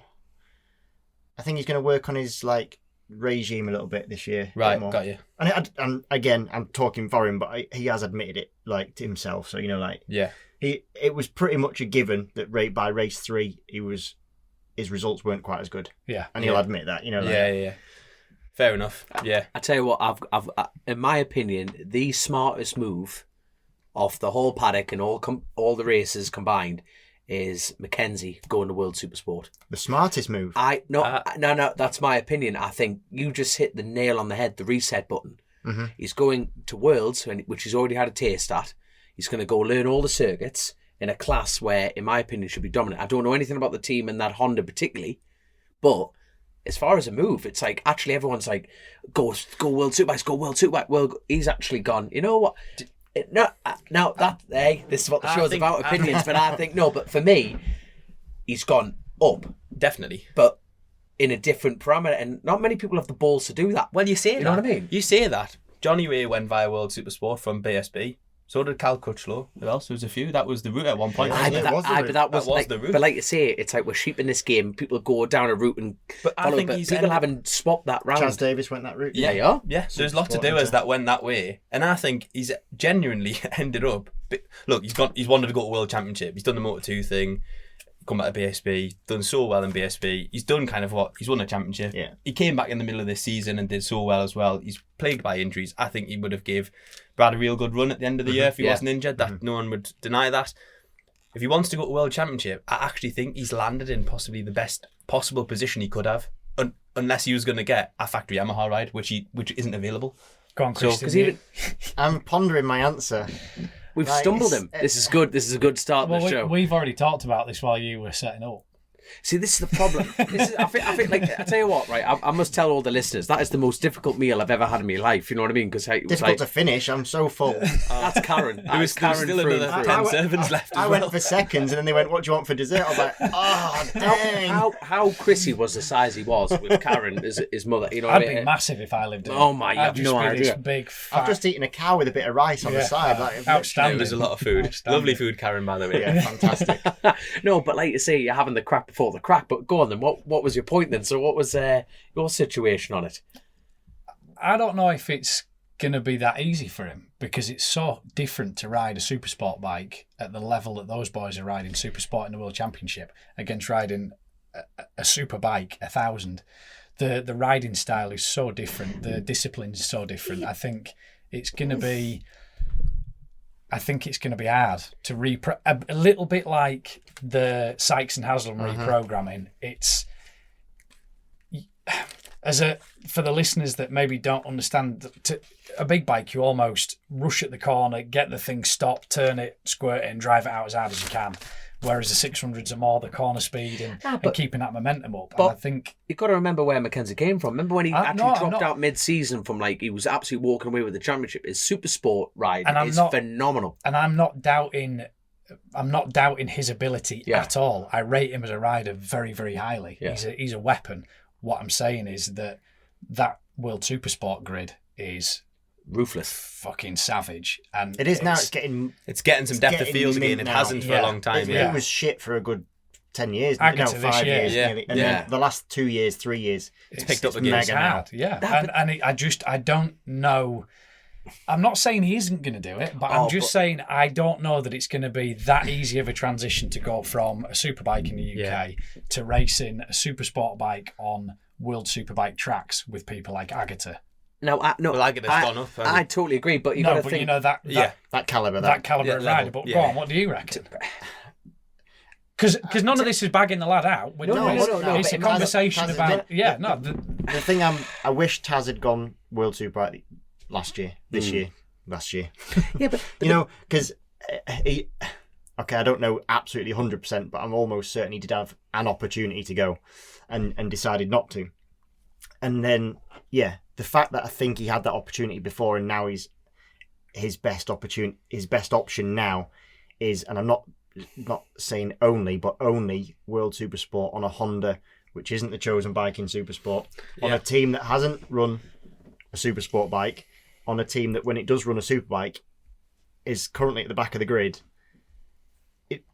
It doesn't. I feel I want Taron to absolutely succeed, and that's why I'm a little bit disappointed. Not disappointed. I'm just hesitant about his decision. I just wish it was on a better bike or a team that knew more. It was what you're saying. It was the Honda that Mikado rode. It's that team that Mikado's in Mikado and Siren. Yeah, they haven't got anyone. They've got Granado and Siren now. No, they're not going to win the World Championship. Right. Let's be honest. No, but they've been in it from the outside, they look like they've got the setup dialed pretty good, but they just don't ever get a result. Yeah. And I don't know why. I must interrupt because you've got to line the pair of them up. Bradley Ray, Mackenzie, both deserving of the seat. Yeah. Now, in my opinion, out of the two of them, Brad Ray's on the worst seat. From the outside looking in, he's not doing all the rounds. He's not doing the flyaway rounds. You think, well, like I say, I'm definitely not in charge of budgets. I can't even get budget for my own race, and never mind someone else's. But what happens if he cartwheels a couple of bikes trying?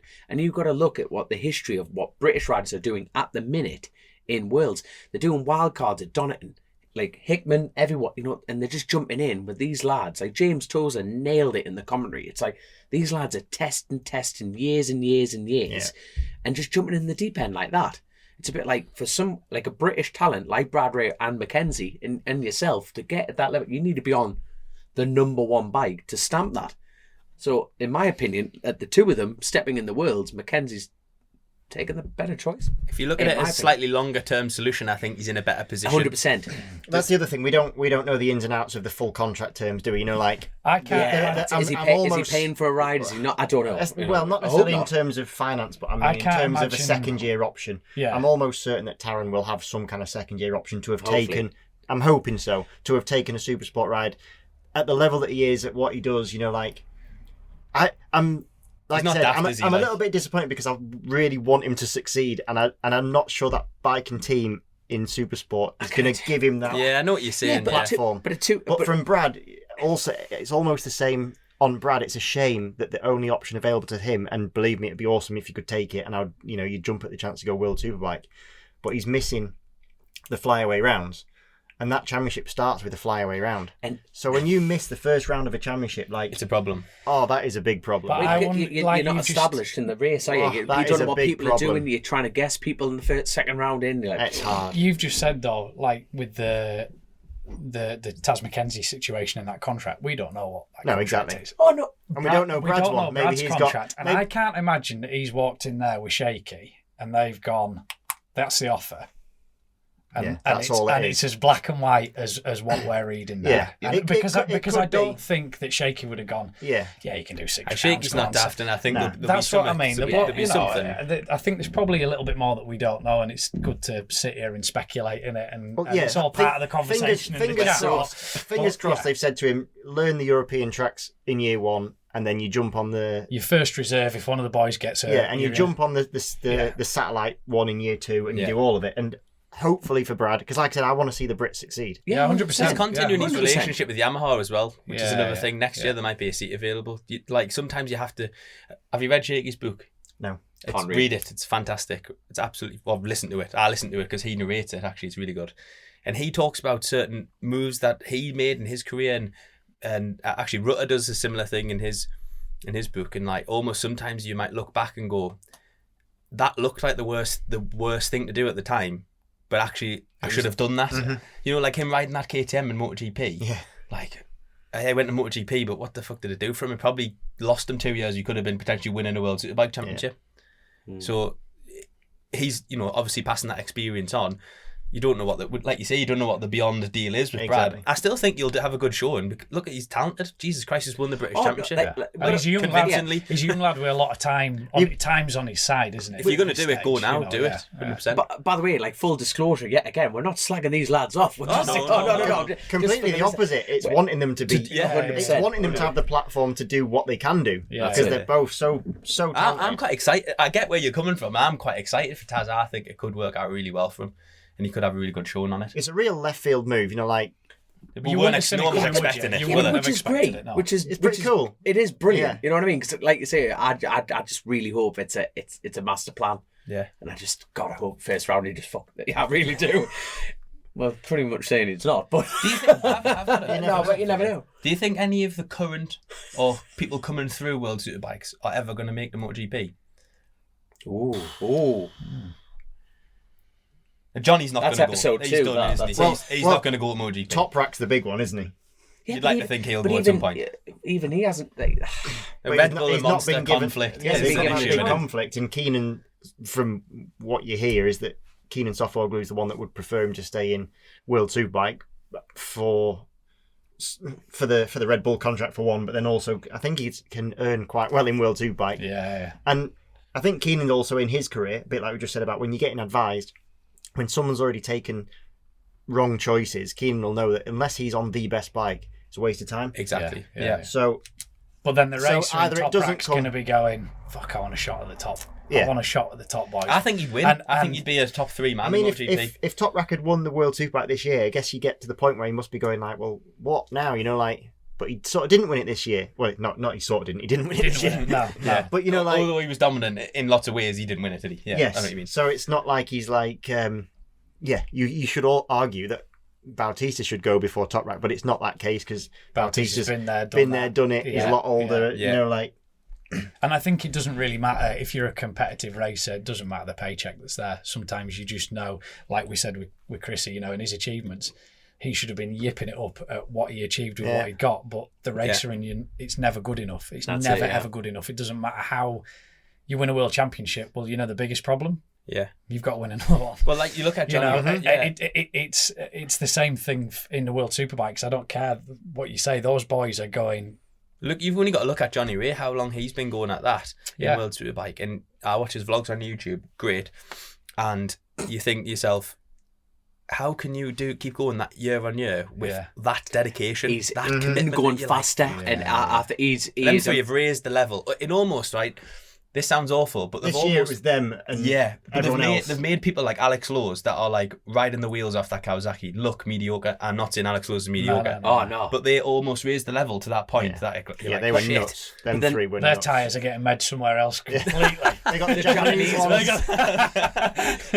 but like you say, John, like the ambassador role that he plays doing that solely, you know what I mean? Age is just a number, and he's not even old, if you know what I mean. But the fact that he's raising the game every time, the dedication, the grunt, and the drive. I think the block's mega, and I think he is like as an ambassador for the sport, for young lads wanting to get into it.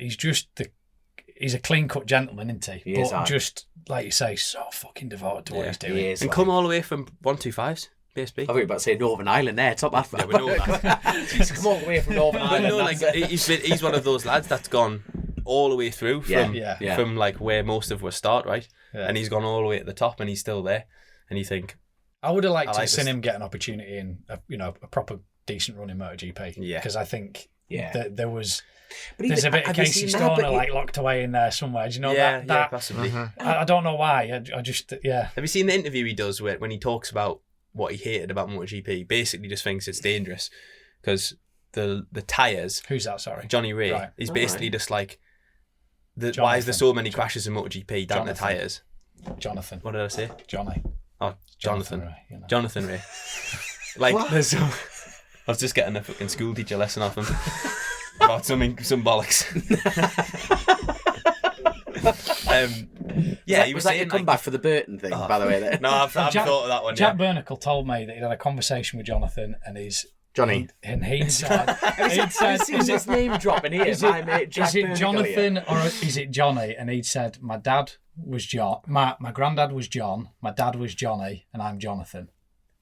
So it's Jonathan. I think his YouTube channel does say Jonathan. Does it? Possibly. Just to put you back anyway, in the place. That interview is really interesting. You should watch it. It's really. I just thought it's like a really interesting point around the level of the bikes and the tyres in MotoGP that almost. He did do a wild card, didn't he, at one point? And he's saying like, oh, you need like 2 bar more brake pressure and like 6 degrees more lean angle. It's the opposite of everything you've ever learned. And he's just saying that he thinks that's why there's so many crashes in MotoGP and stuff. Just really interesting. He's a really interesting character, Johnny, actually, because he's quite risk averse in all the decisions he makes in terms of where he's been riding. He's quite risk averse, like you just said, like the danger involved and certain things like that. So the success that he's had in a high risk sport, yeah. You know, like I bet he has vanilla ice cream and magnolia on his walls, doesn't he? You know, like he's quite a plain character. I'm trying to remember his wall colour now. Yeah. He's not turning up with dreadlocks and mad dyed beard. No, exactly. Compass tattoos on his neck and stuff like that. What are you talking about? No, he's an interesting character to have had the success that he's had. He's a really interesting character. He's a clean cut, straight. Vanilla eating. Magnolia painting. Okay. So next question. Who's been the biggest shock ride for you in Max British? Cook. Max Cook. Yeah, right. Good one. He has been outstanding. What about Tim Neve? That's the dream ride. He had a huge incident, smashed his pelvis to bits. Stock 1000. He was running away with Stock 1000. That video is on YouTube, by the way. It keeps getting dropped off and on sometimes, but my God, that was massive. That was. It was some kind of front brake lock, wasn't it? I thought the handlebar snapped. No. That's what it was. That was it. The clip on the handlebar. Did it not jam though? Well, it probably did. It probably jammed in. You're braking into that hairpin and the handlebar snaps, so front brake's going on. But he basically did a front flip, didn't he? but the bike just went up. He skidded. Where did the bike land? Perfectly on him. I mean, just sweet on the money. Yeah. But to go from that, like, then there's a superbike ride. Even, I can't remember, I think it was in Fastbike. It was in an interview anyway. He's like, when he signed the contract to ride for the stock vouchers, he said, well, if I do a good job, I might get a superbike ride. And even his own quotation was, didn't really think it would happen. You don't know, like, that's typical Tim Neve, though. You know what I mean? And probably just accelerated based on the fact that some doers have gone out of the championship and there's some seats available, and he's probably accelerated his opportunity to get there a year maybe. That's it. So why Max Cook then? Like, not for you. You know what I mean? I mean it in a probably not the way people are thinking. I'm absolutely not disregarding him in any way. No, he could pedal a bike. But I just think they all can. He wouldn't have been my choice if I was that team. I know that he's had personal backing from that team, and I hope that he has a fantastic season. I'm sure he will. He's obviously very talented.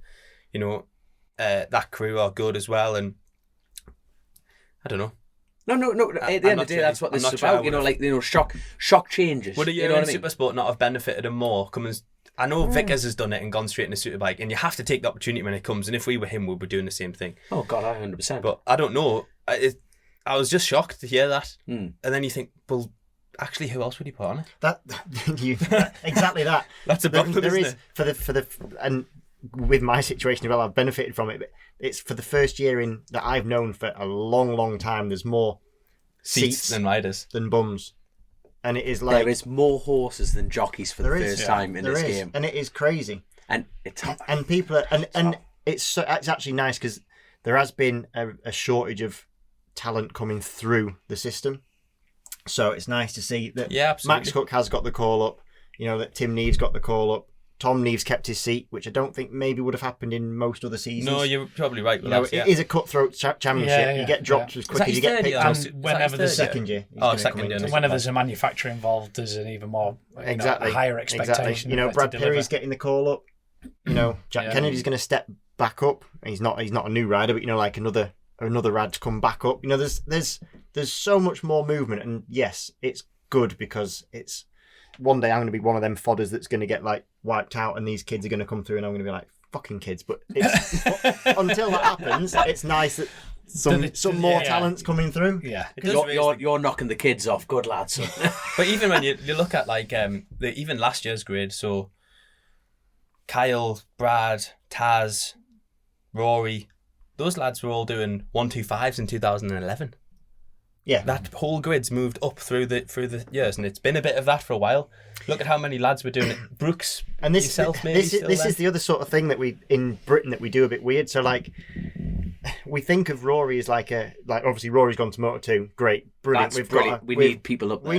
And again, we're going to cheer for Rory because British. Yeah, 100%. 100%. Hope he does a fantastic job. Hope he gets given the opportunity to keep progressing because Moto2 is hard to learn those bikes. Probably the most closest championship I'd say that there is in the world. Yeah, definitely. in the world. Yeah. Nothing in them. Yeah. Savage riders. Exactly. Pace is unreal. The only thing he's going to struggle with is sunlight. That's being a Scottish lad. He's not going to adapt well to the heat. That's my only worry for him. I don't know. We're talking 5 here. His previous experience of going abroad. Everyone forgets about his pedigree. Actually, Red Bull rookies. He was sort of destined for Grand Prix a while ago and just never made it. So exactly, this is it. So in Spain or Italy, if you're not 14 and already a champion or something, you're almost kicked to the sidelines. You're too old. You're past it. We're like kicking out lads that are 24, 25, 26 and being like, it's the young guns coming through. Yeah. And you're like, it's different. It's very different in this country. Yeah. The feeder is actually quite... I spoke to a team manager and they've got a new young rider, and their rider sort of said, I'm going to spend the year learning and blah, blah, blah, which is, I think, a really good, sensible way to do it. And this team manager who I'm friends with went, I told him we want fucking lap records and wins. I bet you I could guess who that is. I won't say it, but I bet you I could guess who that is. And it's interesting. Neither of them are wrong, I don't think. I appreciate that the rider wants to learn this to progress, but you do only have so long, and the team can't appease sponsors with let's just take it step by step and progress. Not when Taz was Brad Rain before Taz. He wasn't he? Or was Taz riding first in Superbike? I can't remember. But Taz was on the rostrum in his first year Superbike. Yeah. But he's been there for 4 years or 5 years in the same team. In the same thing. And then think of Taz as a young... What's it? Yeah. But he's got some time on one. Then same as Brad. Brad's been there since, 18, yeah? So, yeah, and he won some races in the first year. There's not many of them that go in and win races in the first year. I think Kyle got a podium early on the Suzuki, didn't he, at Silverstone? Do you not think this is where... He won 2 races. That's right, yeah. Do you not think this is where we don't necessarily produce particularly good Grand Prix guys? You know, we don't have a strong presence in Grand Prix because when they're 18, we're putting lads in Superbike, and that's like... Well, it never used to be that, play. though. We never used to do that. Look back over, like, let's say the last... Well, no, you could probably go a bit further back than the last decade, because the last decade has been... No, actually, yeah, let's say that, right? Those lads were in 125s. Kyle Ryde was like... When we were racing against him at the time, and you think, he's off, he's going to GP. He was going to be the next one to go to GP. And he nearly got there. Red Bull Rookies, World Supersport. Jonathan Ray was helping him. And it didn't work for him for whatever reason. Really sad. And he's come back and then gone back through the Superbike route. Same with Taz. Taz went up through there, went to Red Bull Rookies, never got into the Grand Prix bit, and then has come back. Do you think our tracks have something to play with that? I just think it's hard to get over to, like, it's expensive to go racing in the UK, never mind going to Spain to do it. I've got a theory on it. Go on. I think in the UK, we don't ride race-derived bikes from an early age. That's what I mean. It's a production class. So from a young age, it's really hard to ride on tarmac. So most racers in the UK come from really good point there. From dirt backgrounds, which is a more loose riding style, more or less. And then we jump on production-based bikes, super sport, super bikes, on softer tyres, on bikes that move around more. On twisty, undulating circuits. Yeah, whereas nothing in like what they've got in Spain, Italy, Japan, the kids go straight from school onto a mini bike track, and they're on a stiff bike from day dot. Yeah, and then they go Moto 3, Moto 2, and then their local track's Magello and progress. So that's you're right. That's my theory on it as to why we produce such great production-based races. Yeah. And we've had great production-based races that have made the move, Toseland or Hodgson, or not necessarily then done a fantastic job. You know, they've done well, but not. Yeah. Do you know what I mean? Definitely. Whereas actually, the question mark is if you put. If you put a MotoGP rider on a superbike, would they beat Johnny Ray? Which is actually a question that Chrissy posed to me one time because I thought that was amazing. That was amazing. Because the question is always the other way around. The other way around. Would Johnny beat or would Toprak beat? Yeah. You know, whoever you choose, would they beat them on a MotoGP bike? Well, flip it 180 degrees. Well, would Quartararo? I think beat Johnny Way. I think it would be. Do you know what I mean? Beat Toprak. Yeah. And that Chrissy posed that question to me, and I was like, fucking done me, there you. What's your answer? What do you think? He's still trying to figure it out, the answer. I think there's a bit of like proof. 6 months ago. It was a long... Yeah. There's a bit of proof in that when Rossi broke his leg and he went and rode the World Superbike. Yeah, true. And he was quick. But he's Rossi. Simoncelli rode one as well, didn't he? Yeah, but he didn't win. No, he didn't win. He rode one exactly. But then he didn't win MotoGP races. And then you look at, like, Bradley Smith, got on a 125, did his 125 thing. He never really spent any time on production bikes, did he? Or in England. Outside F125. He went through straight into Spain and then went the Spanish route. So did Danny, so did Scott. And that's how they all end up in the Grand Prix. So that's what I mean by over here. We almost I'm right. Yeah, but I agree. Basically, yeah. Because it's exactly that point that over here in the UK, we haven't got the right infrastructure to, maybe not right at the beginning, because I think Bradley started schoolboy motocross. But it's that first stage into big bikes, yes. And now we've got, Moto 3, that's fine. Yeah. But the only step after that, because the super sport class over here, Yeah. So they have got Moto 2 over here, but it's that's going to be done now. We've got a class within a class, haven't we? And it is going to get almost, with the new rules now of super sport, the production bikes are going to become the more interesting of the two options. So they haven't got, the riders over here haven't got that pathway for them to kind of go prototype bikes. Yeah, which is what lands. But look at all the lads that have ended up in the Premier class of MotoGP from a British perspective have all come through production bikes. But none of them have been excelled. Yes, Clutch Low is arguably pretty good. Yeah. None of them have been world champions, but he's the one that's the only one. That's the thing, is what But you there's count always as an being good, exception. you know. There's always an exception. Yeah. If I got to MotoGP, I think we'd all be like tick the peeking box, at life. Yeah, absolutely. But it doesn't matter. The ones that made it all came through that route. Whether they got on to win anything or not But is the a different question thing. mark is if Cal had come through the other route and had all his life on it. Well, unquestionably would have on a probably had a better prototype career. bike. Oh, yeah. Possibly would have, yeah. Yeah. Yeah, I get what you're saying. And it'll be yeah. interesting to see where. Sorry, Dom. No, crack on. It keeps doing that. Yeah. No, I've got used to it because you know what I'm loving it. It's like this is like day dot for me because we always used to over jump each other, and I'm like, this is mint. This is what I was like. I'm loving it. Crack on, lads. It's pub crack. I think it'll be interesting to see where Jake Dixon goes because it's like he's starting tonight. He's now finding his feet in Grand Prix. He's now starting to, there was a bit of pressure when he's got, the full gas thing there, and he's got fucking what's his name's looking over the. There's some pressure there, isn't there? And he knows that he's kind of flying the flag because he's been the strongest Brit last year, hasn't he? Not discounting what Sam's done, but You forget how young Jake Dixon is, Yeah. I always thought he was much older, but he's quite 26. young. He's like an old young man, isn't he? Because he got married early. And Well, he's been around no, a you know while what I mean? as well, He was in the game a long When time. he got on that RAF bike in the British Championship, well. he was fucking outstanding. I Yeah. remember Yeah, that. he That was. was phenomenal. It comes back to those opportunities. He's riding the Appleyard bike one year, and the thing wouldn't. This was before Appleyards were any good, by the way, in Supersport. Robin won't mind us saying that. And then he rode that for a year, and then he ended up on the Smith's bike, and then it was like, boom. So he's on a proper bike now, done it, and then he just went from there, really. And it's just getting that break, isn't it? And I hope for Jake that he's had that little glimpse into the MotoGP when he got to do the standing rides. I think he'll be the next one, won't he? Do you know what? Yes. He's getting primed up from it. Yeah, definitely. We can't be all like. We can't have wear rose tinted glasses. The path up to it is a business. MotoGP and World Superbike is a full blown business. Like Dorna absolutely run that in terms of, and believe me, the riders that we're talking about are picked and sort of vetted and given a lot of assistance to come through. So, Jake is the chosen one, should we say? Yeah. And been given the opportunities, and actually that will have helped him because he didn't have the best first season in Moto2. Like most. No. If he wasn't British, he probably would have got the old jog on, kick or bring a load of money, which isn't that easy, So No. it can work for you and it can work against you. And Jake now is showing what he can do. It's a shame because a lot of riders I think that have been. Taron, for one, didn't get given long enough of an opportunity. Yeah. There's literally no reason why Taron can't have been doing exactly the same as what Jake's doing now. Without question, yeah. If he got given longer.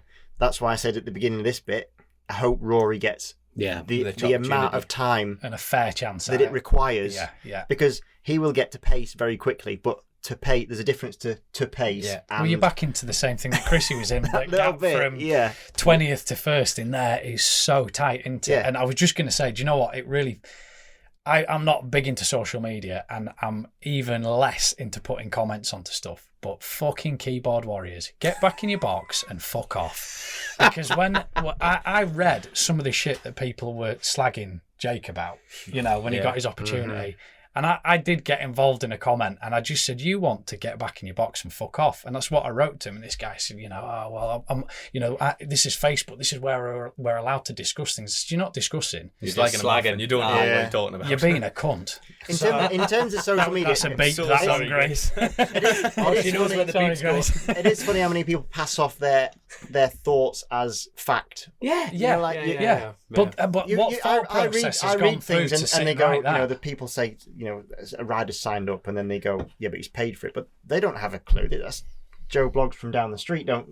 They don't know any of the ins and outs or what that rider's gone through to achieve that position. Or the commitment, the sacrifices, what he's put his family through, the fucking bank balance that's now minus 6 figures to try and achieve that dream.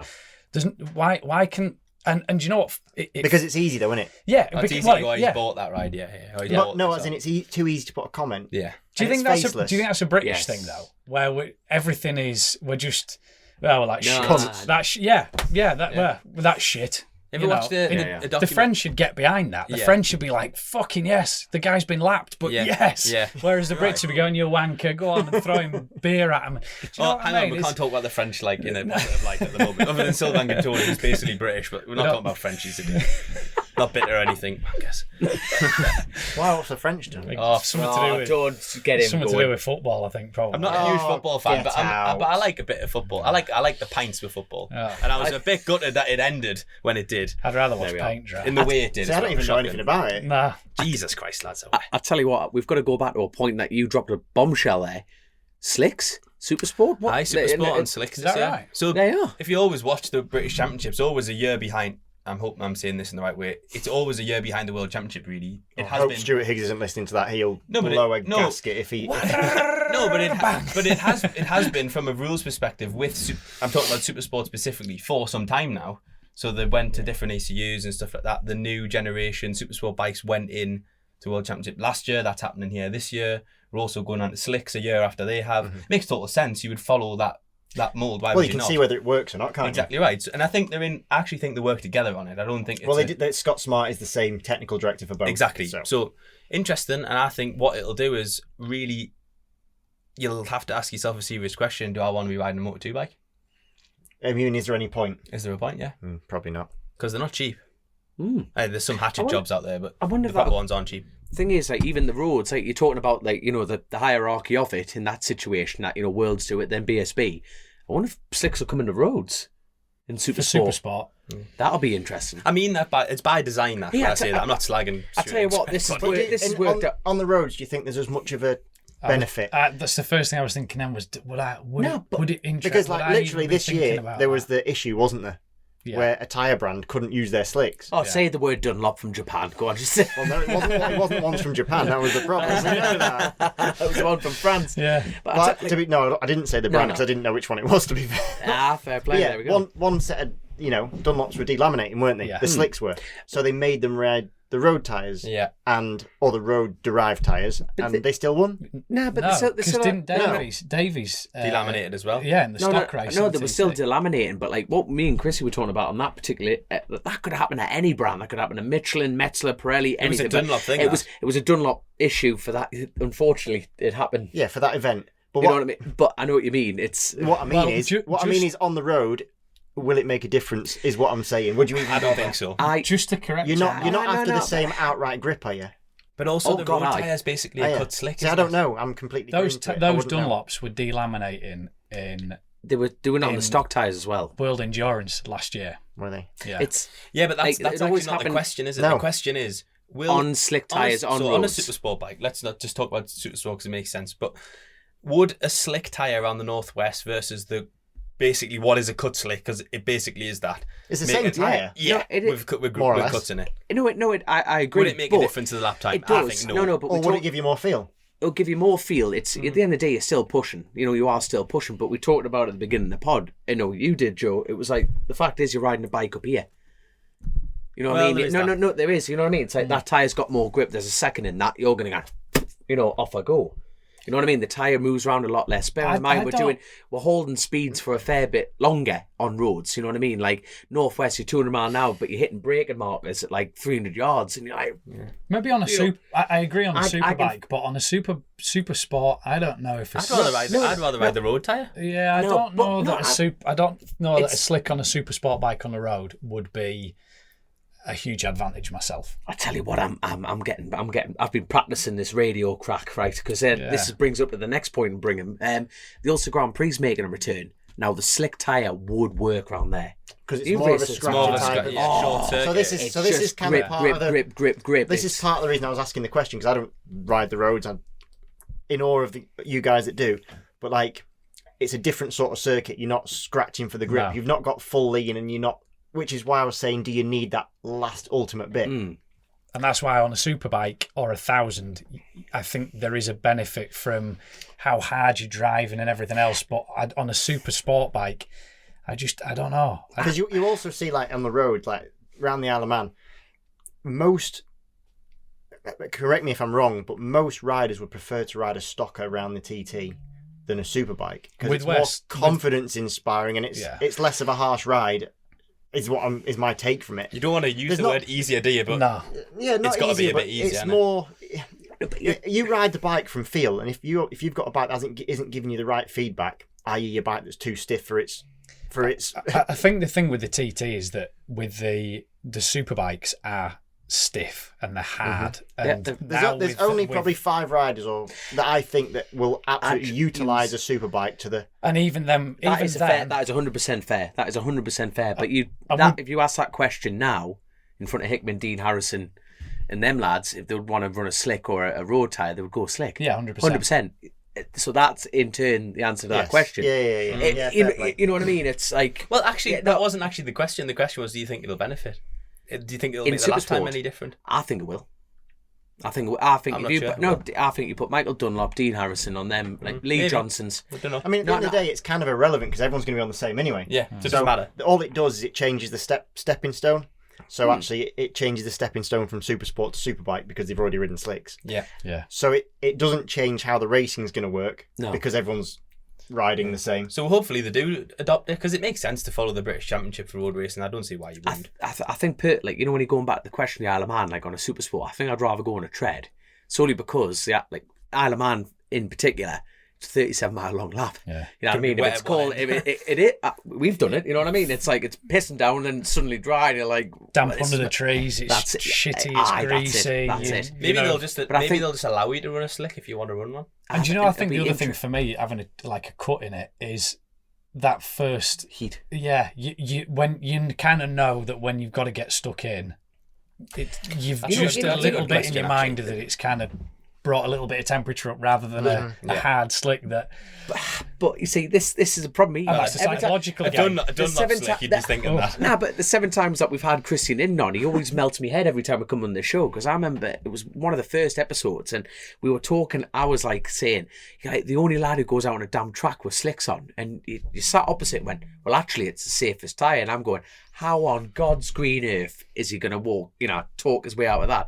But he is right. If you get the heat into the tyre, it's a bit bigger surface area, and even then, like a wet tyre is displacing more. I'm not telling you anything that you don't know, lads. But you've got to get stuck in straight away, haven't you? Yeah, as long as you're not displacing water, it's a safer tyre. It's the heat that you need. Yeah. And that tyre's creating and holding heat more. So it boils my head because I'm like looking at damp spots going, right, don't be a fanny and just keep the heat in. But do you know what that is, Dom? It's when you've been riding bikes for 48 years. It's easy. You learn these things. Everybody around him is retired. They've all he's no fella now. Oh my God. He's had the same date of birth on his, the same age on his licence for the last 6 years. Have a word, man. Have a word. Backwards, like Benjamin Button. I love it. Absolutely love it. But I tell you, so we've gone from that, the changing rules. Like, and speaking of the French yet again, like a lad called Pierre's riding for Peter Hickman in the Northwest on the 765 and the TD. But last year at the Northwest, like Hickman was like very upset and very openly upset about because they wouldn't let the 765 British Supersport rules into the Northwest. But they've obviously done that. That annoys me as a road race man. How you tend to find in British, the rules just get released and everyone goes, that's the data, that's the lines, and same with Worlds and everything on that regard. But in theory, the Northwest have not released any regulations. We're in as you're listening to this, it's January. People are we're getting new bikes, so we're not. Is that bike eligible for the Northwest? Is it not? But yet Peter Hickman's going, I'm putting my new signed French rider on a 765. Thinking, well, has that been confirmed or not? No, has it been confirmed? But people are going to spend and you think maybe he's chatting to them though, like because they don't. When they release the BSB rules, they don't ring everybody up. They don't even tell you. They just release a new rule book. You've got to read it. Oh no! But in the same breath though, but it's like, but you won't find.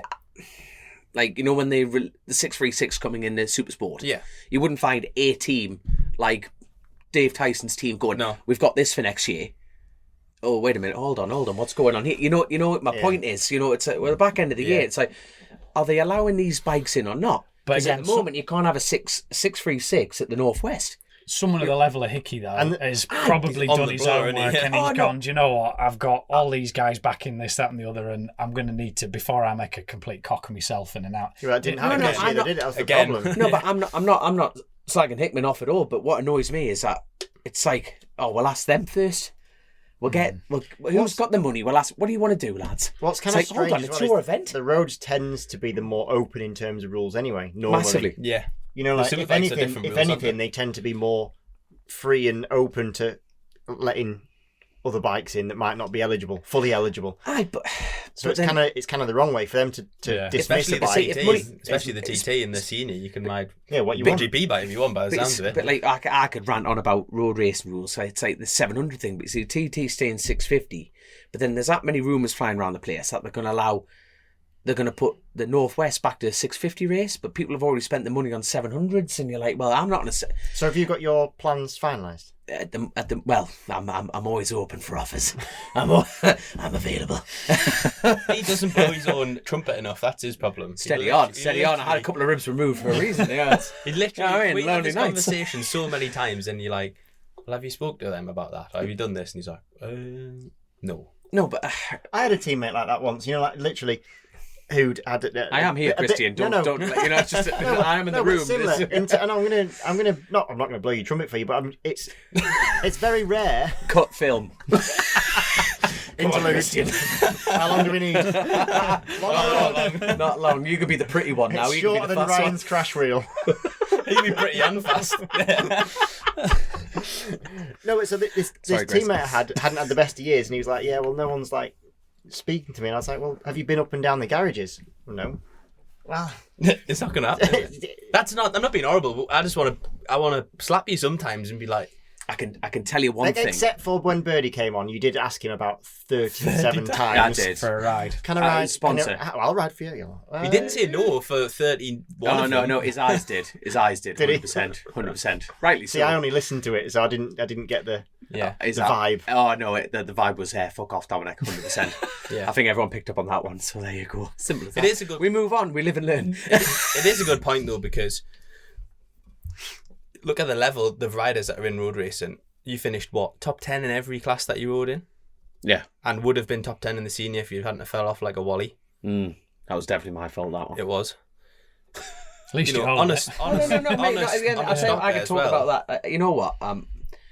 That was 100% my own fault. Yes, it was wind. The wind picked up the front, pushed me wide, but I was the one on the throttle. Yeah. I didn't. No. You know what I mean? The wind didn't fold the front. It just went whoop. I went. I can still make that. Yeah, the sensible thing to do would have just been to back it off. No, you know what I mean? Back it off, give myself a bit more room. And I went, no, it was my, you know what I mean? I just went, I'll fit. And my arm just glanced and went, hospital. You know? But you're lucky to get away with that. Yeah, I'm fully aware of that. You know, my first night of practice at the Manx Grand Prix was on a 252 stroke. I did not roll. I was like that. I'm fitting. Straight. It wasn't like, we've been talking over like dinner. How posh are we? Like, you know, front's just going. You know, it wasn't a feel thing for me. It was just me. I shouldn't have done it. You know what I mean? I'm laughing because we were watching some videos of the classic Manx the other day of this fucking lunatic riding around on a classic bike, and he's explaining to me how they are what they are. You just take them for what they are. And there's clips of him, the clutch is slipping, and there's clips of him like fucking bars going like this. What, they've got 100 horsepower or something. He's fucking in the curb over the line. Like, Dominic, what are you doing? Well, the clutch was slipping, so I was just trying to carry as much speed as I could, and I thought, well, that wasn't the answer I was looking for. Like, you got all of it, mate. It's not getting any better, so just call it a day. Keep riding. He's reeling the curbs, just, and you're like, oh my God. I tell you what, before that, right, I can guarantee you, this is a bit of a long story, and I'm sorry, Grace, but I'm never, ever, ever getting a ride at Honda. Oh, this is funny. I've already told you. You know. I feel like I need to set the scene. Oh no. So right, I tell you. So I saw Ewan a while ago. Ewan McGuinness and we were going up the road. He goes, "Oh, what you doing?" I said, "I'm driving." He goes, "Oh, give us a ring." And I went, "Oh, I didn't save his number." So I was trolling through the Instagram and found this number. Hit the number. Didn't pick up first time. Second time, and I screamed down the phone, "All right, Shaggy!" And he goes, oh, I said, what's the crack? What do we know then? What do we know? He goes, not a lot. He goes, who's this? I go, what do you mean, who's this? How many Geordie knackers scream, all right, shag it down the phone here? He said, give us a ring. He goes, well, I recognise the voice, but who is it? And I just went, oh my God. The voice was familiar to me as well. And I just took a deep breath and I went, is this Javier from Honda? and he goes, it is, yeah. I went, I am so sorry. And I was literally travelling down to Doncaster and I'm just going, Swallowed me. loudspeaker. You know, I'm like that going, I am so sorry. And he goes, yeah, how are you what a gentleman he is, you know what I mean? Like, you know what I mean? Like, he's like, how are you doing? I went, right, I've got to explain how this happened, right? You know what I mean? So I was chatting to Ewan ages ago. We both had a couple of pints. And I got him on the phone. I said, Howie, what's the crack at Honda? You know what I mean? Glenn's gone. You know, this is straight after when Glenn's said, I'm not doing the TT. And I was a bit braver, a couple of pints. And it's going, what's the crack? He goes, oh, I don't know. I said, send over Javier's number. So... Oh, see, that's what you scrolled to. That's what I scrolled to, because obviously I'm going down the road and I had a few pints of this and I didn't. Not when he was driving. Like, you know what I mean? And I'm going like that going. And I just hung up the phone and I just like, I am never ever, he was mint about it and he was asking, he went to Chris's funeral and, I had a bit of a chat and I'm going, whatever I say, and I just said to you, I owe you the biggest cup of coffee and I can, you know what I mean, the biggest apology, and I'm fully aware I'll never ever get a ride at Honda. And he's just laughing down the phone, you know what I mean? So I rang Ewan. And he was crap. Like, you can imagine he was laughing. He goes, you are forevermore just a pikey road racing bastard to him. And I went, well, he'll never forget me, though. You're not wrong. I could not believe it. So I can officially say I will never, ever get a Honda. I don't know who will get the Honda seat. It'll be interesting. Because I think McGuinness is back. You mean the official Honda seat? Yeah, well, they normally run two riders, don't they? Like, Toddy's obviously been announced to race BSB with Paget. Yeah. So that is a clever move. Carry on. That's a really good move. That's a really good move. Another nice thing to see. Someone stepping up and carrying 100%, through. Yeah. Davies' career in the last couple of years has just absolutely skyrocketed. Yeah. And he's a nice lad as well. He's gone from struggling to do anything, but not sort of getting on people's radar, and then just all of a sudden he's just gone bosh. His career's gone up, but his sense of style's gone down. You know what I mean? He's got the cowboy thing. Class, man. It works. He's got the confidence to carry it. There, he definitely got the confidence. I think it's a good fit for him as well. I think it's a little bit the situation you're in. That kind of cowboy boot and mullet. Yeah, you could pull a mullet off, couldn't you? Or Billy Ray Cyrus sitting on I can't grow facial hair. That's the problem. No, this is me after about a month. Benjamin Button, yeah. I can't grow hair. But I think for him, because that Paget's thing, I think it's the reason that Connor stays where he is, because he's just so comfortable. It's Clive is he has an expectation, but it's that family thing as well, isn't it? And we all know in racing, we spoke about it, it's so psychological. And if you're happy in your environment, it makes such a difference. Don't change it, yeah. So you know how like BSB's got the more horses than jockey situation in the roads, it's like the opposite. There's almost like the less. You've got the Honda factory ride, so someone's going to fill that seat. Definitely not moi. So you got. I'm trying to think. Really, the next top seat to that. Well, you've got Cinetic, but who are they? Who are they? Wait, you got Dean Atwood. That's it. That's a given that he'll be staying with. Lee Johnson's gone to Hondas. He's bought Glenn's. He put that on his vlog. Yeah. He's bought Glenn Irwin's superbike. Ah, right. So he's jumped down that. I don't know what he's doing in Super Sport. I didn't watch that. Interesting. Spoiler alert there.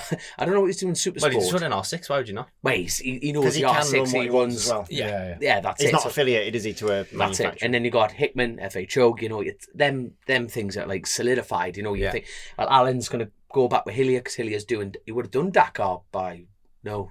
Will it still be on? Possibly, don't know. There you go. But let's guess. Yeah, he's running 15th at the moment in class, which is pretty good. He got stuck in a June. Wager on this. He's had to pull his chain on. It's pretty easy to be like see into the future and go. He got stuck into a June because everyone's going to get stuck in a June. Yeah. Fair play to him. He had a puncher. It's a savage old thing to do. I think people underestimated when Petrucci did it. What he did on that. What a legend! Yeah. Proper legend. What a legend! Yeah. And he's a full off road. Out of everyone in this room, he is a full off road. See his face light up. That is. Look at him. Yeah. Because what he did to win a stage of the Dakar it's unbelievable. Yeah, unreal. I can't actually put into words just how incredible that is. Yeah. That is class. The bikes are cool. I love the bikes. Like they're really Redline's it's fortunes. Yeah. When I was working at Redline, they sponsored a lad, Richard Main, lovely bloke. He had a massive accident on it. You know, if he wasn't a lovely bloke, would you say? No, it's just such a funny thing to say, isn't it? Yeah, it's nice. Feel like he's deserving of a lovely bloke statement. No, Richard Main, you'll carry on. Anyway, right, he was a bastard, right? Fair enough. No, lovely bloke, and they bought a bike for him. Can't say it without now, can I? And honestly, what a lovely man. I just looked at it for weeks. They're so fucking. But they are fortunes, aren't they? Oh yeah, They're proper money. I did a bit of homework into it a few years ago to see how much the entry fees were, just out of curiosity. And a few years ago, it was 44 grand for your entries for the Dakar. Yeah, because you pay for like all your support vehicle, don't you? And stuff like that. Right. And you've got to get to Peru. It's not like you can build like James has got. You know, he can build the bike and do his homework and turn up there with his kit that he's got. Like, there's a massive undertaking. So much to lay out and such a financial. But he's got a supporters page, which is no point shouting out because he's already there and done it and stuck in a June. So, thank you to the support group who got him there. So there, big shout out to you guys straight away. But oh god, I've totally lost where we're going with. Yes, so if he's going there with Alan, it's a bit like the Cinetic ride. You know, I've heard Hutchie's got that. Has he? I've heard that Hutchie's riding that. Because like that's the thing. If that's always been the go-to, hasn't it? Like Hutchie and Cinetic or but then Taz Racing. It's always been the. Davo's unemployed. Davo Johnson. Who would you take over Davo and Hutchie? Hutchie. I like Davo. Nah, but I'd rather have a pint with Davo than Hutchie. But I don't know. Actually, I've seen Hutchie on. Hutchie's pretty good fun. I was going to say I have seen from a distance. I've seen that. I don't know. If you were them, who would you choose? Hutchie. I'm biased towards Davo, but like you say, look at what take the bias done. out of it. Take the but it's. I think equally. I'd probably be going. I would probably.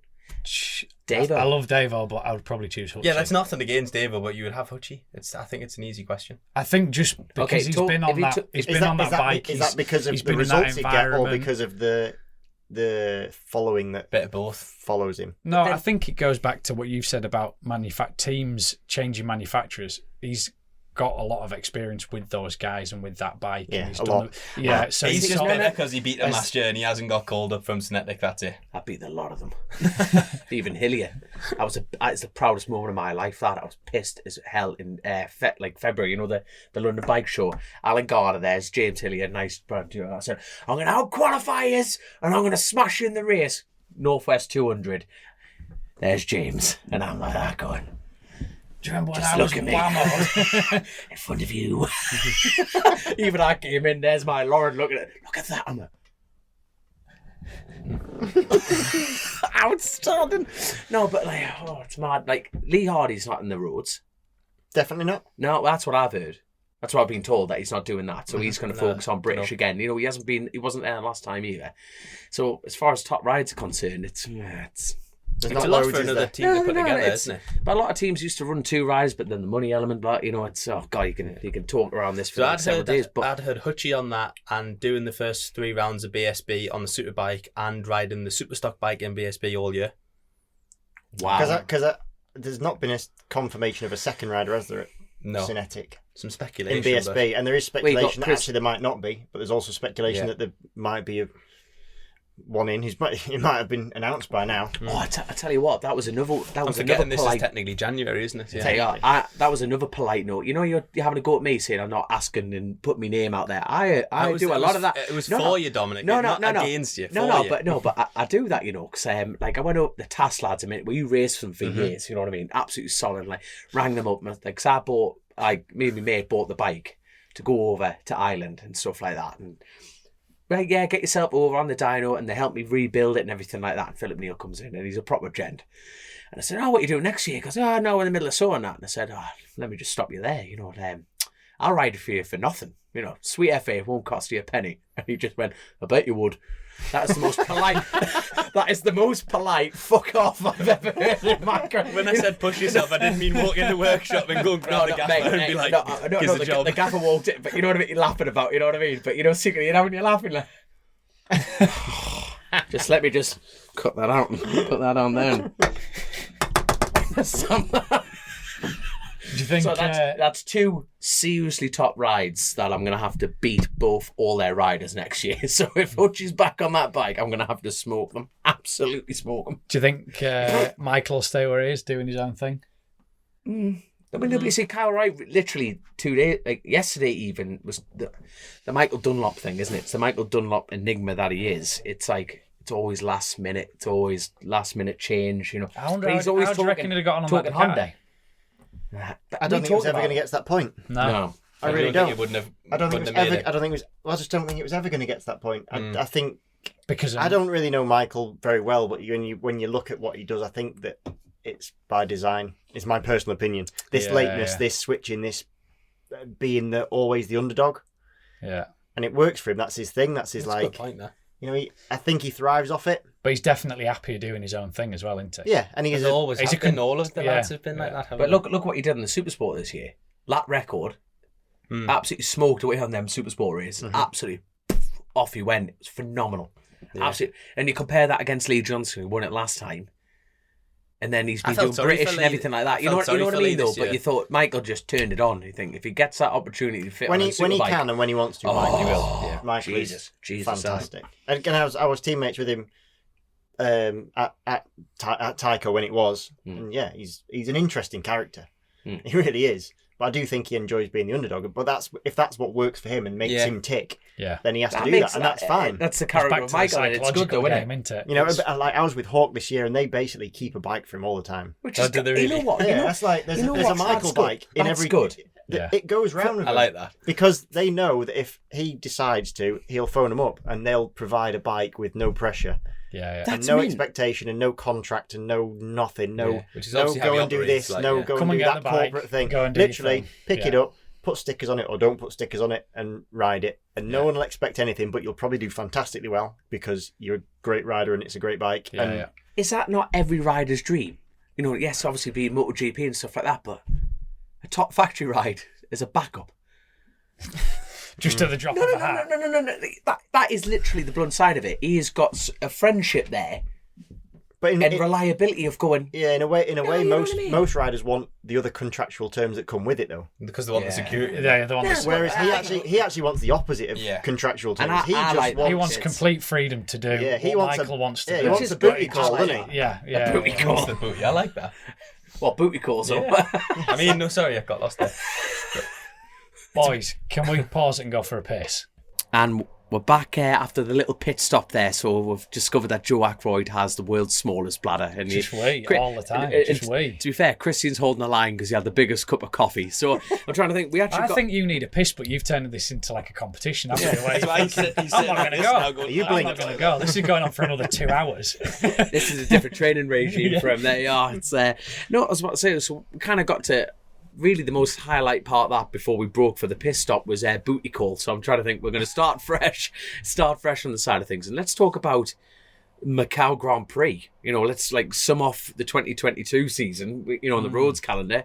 And COVID pandemic and basically COVID still. Did you get a call from Macau this year? I did, yeah. I got one. But I was having surgery, so I got one last year, and then they told us that basically about all the quarantine rules that you had to do. Was it a week or 2 weeks? It's 10 days, wasn't it? I think 10 days, but you were isolated in your hotel room and everything like that. Did you do 5 days in Singapore and 5 on Macau or something? Something like that. It was just a lot. It's a lot on either end of a trip, isn't it? It's hard for a rider to accept doing that, and then a team's got to then say to a mechanic, "Well, you're gonna have to go do 10 days unpaid or they have to foot the bill." They're not going to do it, are they? So, and then did the race go I was catching snippets. Did it even go ahead? I saw loads of stuff about red flags or delayed races or.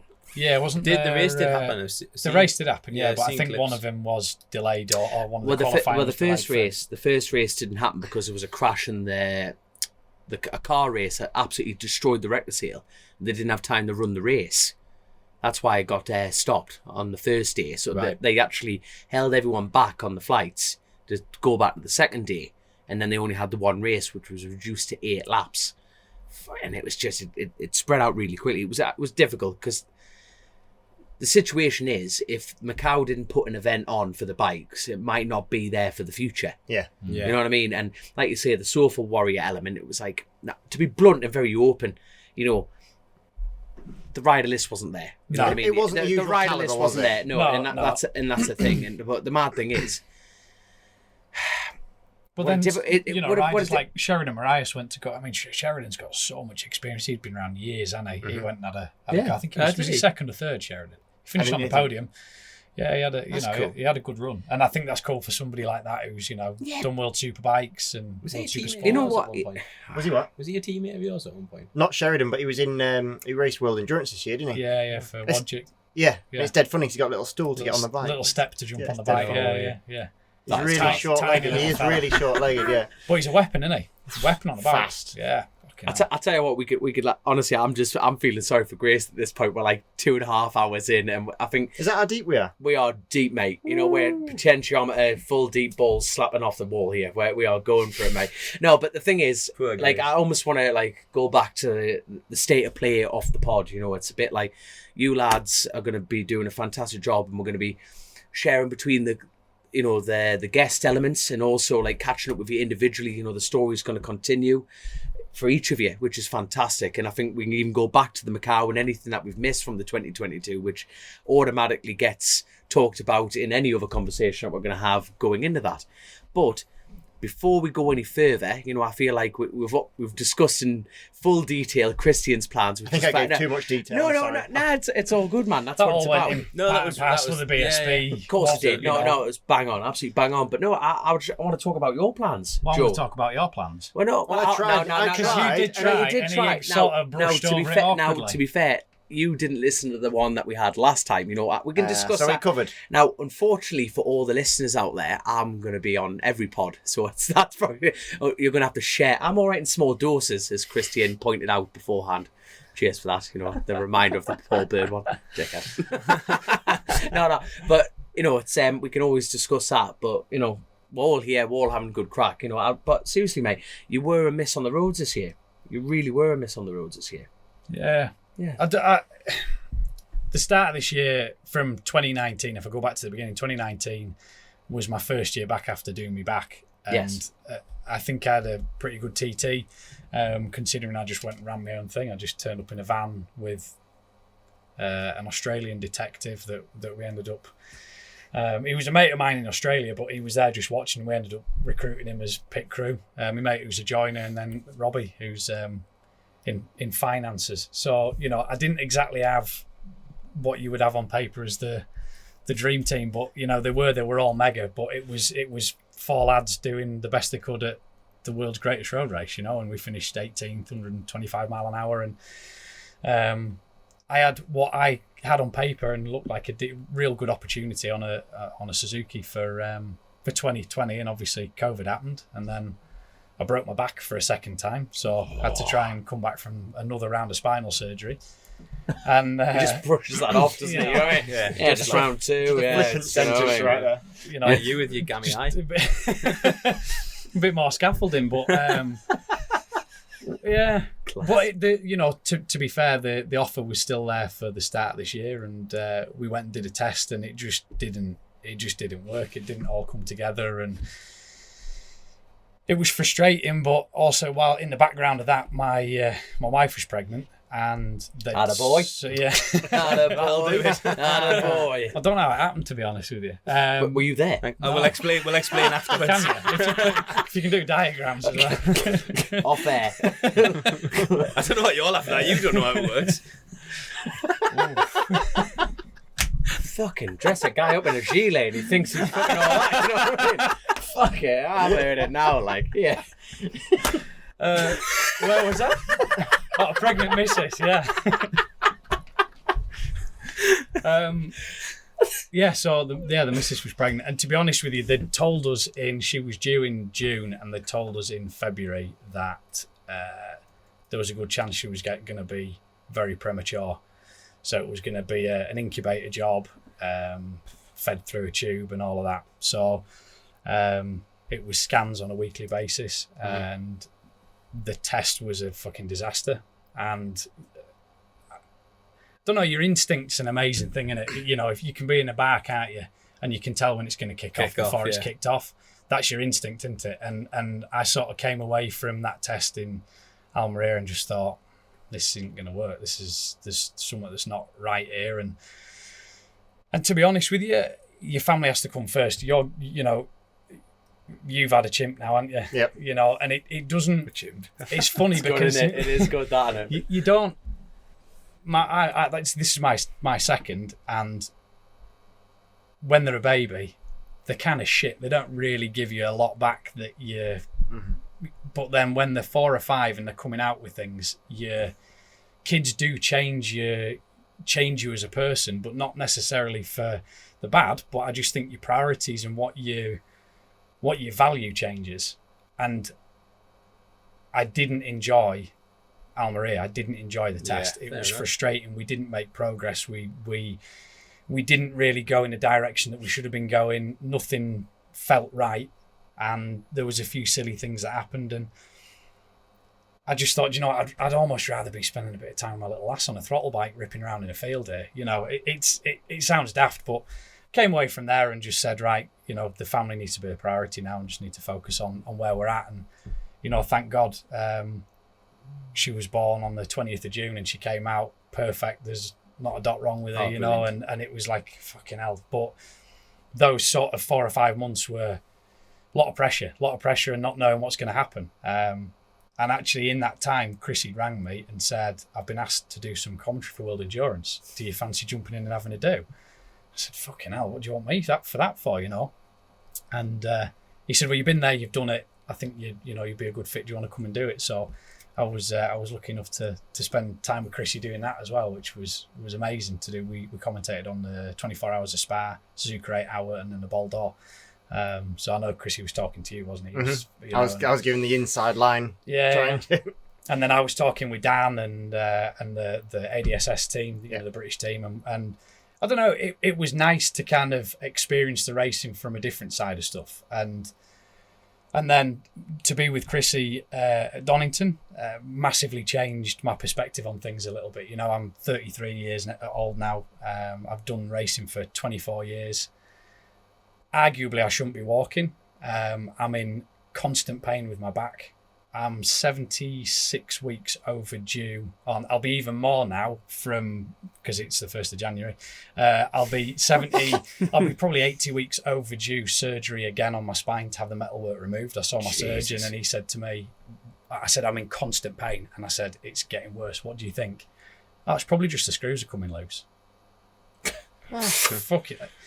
So grab a Phillips. Yeah, you just sit there and think, oh God, how long am I going to get away with this? And so for me, I'm done with the roads.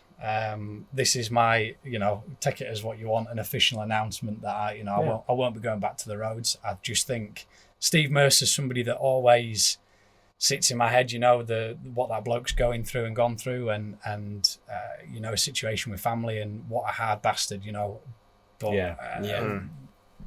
and I just think, right, well, maybe you need to count your blessings here. And there's a bigger picture after racing. There's a lot of things that happen after racing. And just because you stop racing doesn't mean that you can't be involved in bikes.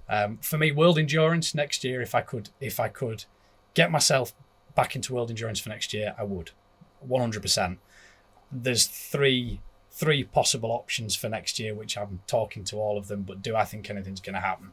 I've more chance of platting piss. But you know what? We'll remain positive. We'll remain. I'm realistic. I don't sit here thinking, oh well, I'm going to be the next fucking Gintoli in World Endurance. It's not going to happen. Realistically, do I think either any of those three options are going to come off? Nah, probably not. If they did, lovely. If they don't, then I feel incredibly blessed that I've been able to do what I can do. I've been able to experience the things, travel the world. It's, I'm very, very grateful for that I'm not in a box.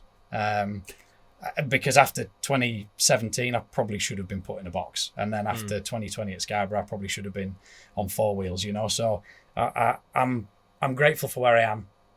And if I can, like I say, if I can go down that World Endurance route, I will do next year. And if not, then I get to do this. I get to spend time with you boys. I hope that the Eurosport thing will still be there for me for the commentary thing, because it is cool. It's still you can still be passionate about it without riding, Yeah. And it's a real different feeling to sort of not have that pressure and the build up and the stress and the panicking. You can just turn up there and just talk bikes. And you can talk about it as someone who's been there, done it, smash yourself to pieces. It's really easy to talk about it when you're still passionate about it. Yes, so, that's sort of where I'm at. It's been hard to accept. Fucking hell, it's been hard to accept that it might be the end of me racing. It's been a really hard thing to get my head around. But I think about people like Shaky who didn't get an option to sit and think about it. He would still have been on the grid. Yeah. And that option was taken away from him. I can sit and I'm pretty much at peace now that if nothing happens with World Endurance for next year, I'm all right with that. I'm okay with it, you know. I'll find my way to enjoy two wheels however I enjoy them. I have fallen out with bikes a bit this year, to be honest with you. I haven't watched a lot. I couldn't watch any of the TT because it's like watching your missus get ridden, isn't it? You know, you just wouldn't want to fucking watch it, would you? It's like... Well, some people do like that. Is that an admission of guilt there, Josh? What's the matter with that? He got a bigger wardrobe, didn't he? So he could sit in the wardrobe. No, I'm not coming out of the closet. That's not what I was saying. There's another admission of guilt. But yeah, it's class. It's been hard to sort of watch it all happening, and the World Endurance thing was hard to watch. You just think, fucking hell, I want to be there and doing it, but I'm all right with it now. I'm all right with it now. So we'll see what happens next year. Like I say, it's unlikely that I'll be on a bike because I just don't think it's such a hard paddock to get into. You know, you dipped your toe in it this year, and it's not an easy place to get into. It's a very French orientated paddock. Yeah. The money is still a factor. You know, even at a privateer level, 3 rounds is 35 grand. Are lads paying to ride them bikes, do you think? It's different because a lot of those teams will try and get funding through everybody. They're that religiously involved in it. They're so supportive of it that a lot of the French teams will get funding through the mechanics. The mechanics will say, do you know what? We want to be a part of this. So like people wanted to be part of Chris's journey with this year, it's exactly the same thing. Endurance is very passion orientated, isn't it? It's a very family. So they need lads to ride the bikes because they want to go racing. And so the mechanics will say, do you know what? We'll put in $2,000, and the next guy says, I'll put in $2,000. Oh, can I come and just I'll make the dinner. The tea, but I'll put $5,000 in. Yeah, you to know, be part of the experience. You're paying to be part of it. It's weird, isn't it? But it's and I think that's why I always liked it. It was almost like a TT kind of the grassroots the vibe of it, family. Everyone supports. And do you think it's different though because it's not an individual racing? And do you know what? That was my biggest draw to it. Was what you boys have is such a cutthroat thing. Yes, yes, you're friends with people, but yeah. But greatest BSB rider of all time. Yeah. But that's how you've got to think, isn't it?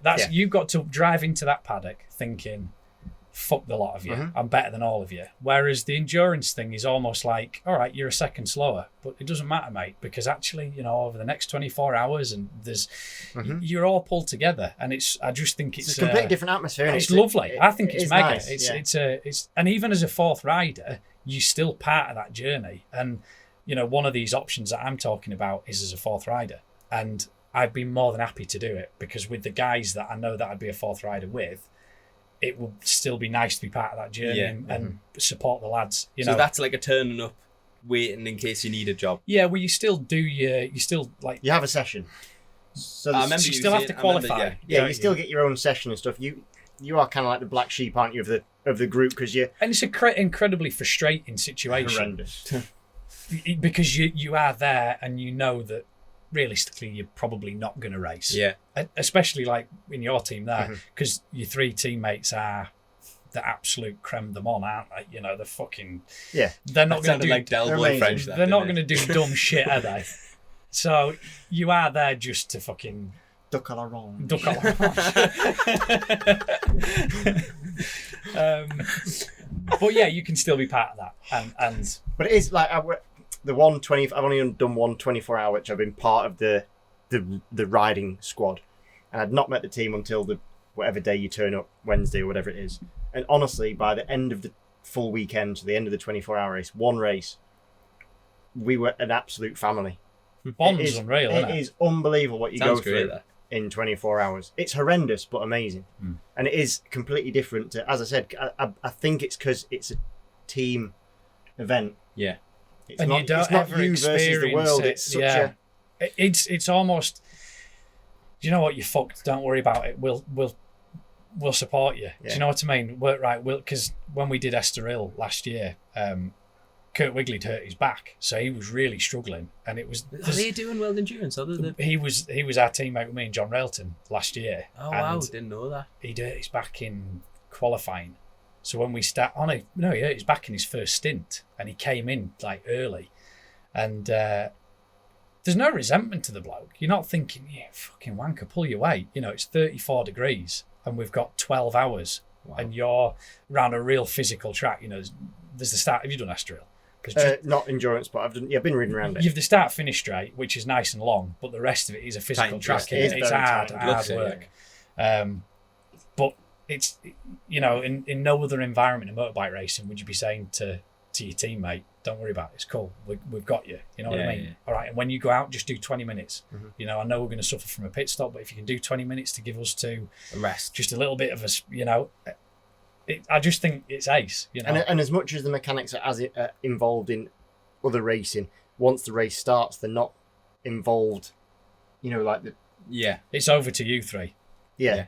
But they just keep up. But in that they've got the pit stops and they've got everything. They're still like everyone just ready. And they'll sit there for 24 hours. They'll catnap when they can. But it's mad. And that's then when you all want to be pulling through together. And actually, I didn't really realise that concept until I was the fourth rider this year or last year for that cert team. Like just how into it they are. Like they do not stop working. From the minute. No, it's not even from the minute the race starts because it goes on for so long. Like most races start at 1 o'clock or 3 o'clock. So actually, you've been up since 6 that morning. Yeah. So it's not 24 hours; it's 24 hours plus a bit before. And then they pack down afterwards and go on the piss. Yeah. So we've been up for like. He made the piss bit sound laboured, and you have to go on the piss. Don't worry, Christian saved all his tokens up for that one. Hey kid, class man, class. But I tell you what though, I know it's taken a lot for you to actually, you know, say about the roads element. It's been such a part of your life, and you know, fair play for you for making the decision. But I really hope you get this world endurance. I tell you what, to go out and have a piss up and watch it as well. I hope there's some dodgy Frenchmen listening to this Chasin The Racin. I got sacre bleu. In a Geordie. Sounds like we could have a Chasin The Racin team here, and I'll definitely be the fourth rider in the team. I'm up for that. I think that's the biggest backwards compliment I've ever had. We could do the one at Teesside. What's them things you do at Teesside? We're not doing that, lads. Free time. I did a 12-hour one of them at Rowra. It's got corn this year. That's the only race I did all year. I'm not interested in half a race. I want to do 24 hours. Oh, definitely. I tell you what, sniffing skid marks. We should get somebody to chuck us a bike, and us four will do it. We'll do Chasing the Racing team 24-hour. 100%. I tell you what, honestly. This has just been a thing. Oh man, that is definitely happening. Honestly, Grace, please cut that bit. We do not. Otherwise, it's a thing. Do not the best bike, really. I think one of the best bikes, isn't it? So you could have done with staying riding for them. That would have helped. We'll blame you if we don't win. Get it done. But I tell you what, like one of our patrons. So we are obviously the patron system on here, and sniffing skid marks. Funny enough, the first question that pops up. Well. That's got Free Tech Endurance written all over it. Which is absolutely class. And I tell you what, also what he's one of his questions is, Christian, are you going to be doing the fat camp this season again? I don't know. By the time this goes out, we'll know if it's been happening or not. So there we go. At the point we're recording this, I'm not sure. The reason I'm not sure is because I don't know about my shoulder. Fair enough. So if I can't put a full input into me fat club, then it's not fair, is it? And see, that's good news for me, because the other side of that question was also, would you consider Dom's place paid for? No, I think you still owe me for something else as well, actually, now that's come up. A tenner, I think. A tenner for being outside bet somewhere. Next, one of our patrons, please figure that out, because I hate being in debt to people. 100%. It's like, no, so we've got Liz, looking forward to the pod. Probably too early for 23 predictions for the crown. Which crown? BSB. Well, obviously, he's the world's best. Done deal. So move on. Next two. Who's outside? I'll have a fiver on you, Christian. I'll put a fiver on you. That's how I lost a tenner. So, no, but who's your outside bet? That actually question came from Ryan Garside. Who's your outside bet? And we didn't even discuss the showdown. I'm not going to go outside bet. I'm going to go who do it, other than me. I'll have to take myself out of it. You have to bet on yourself, but take myself out of it.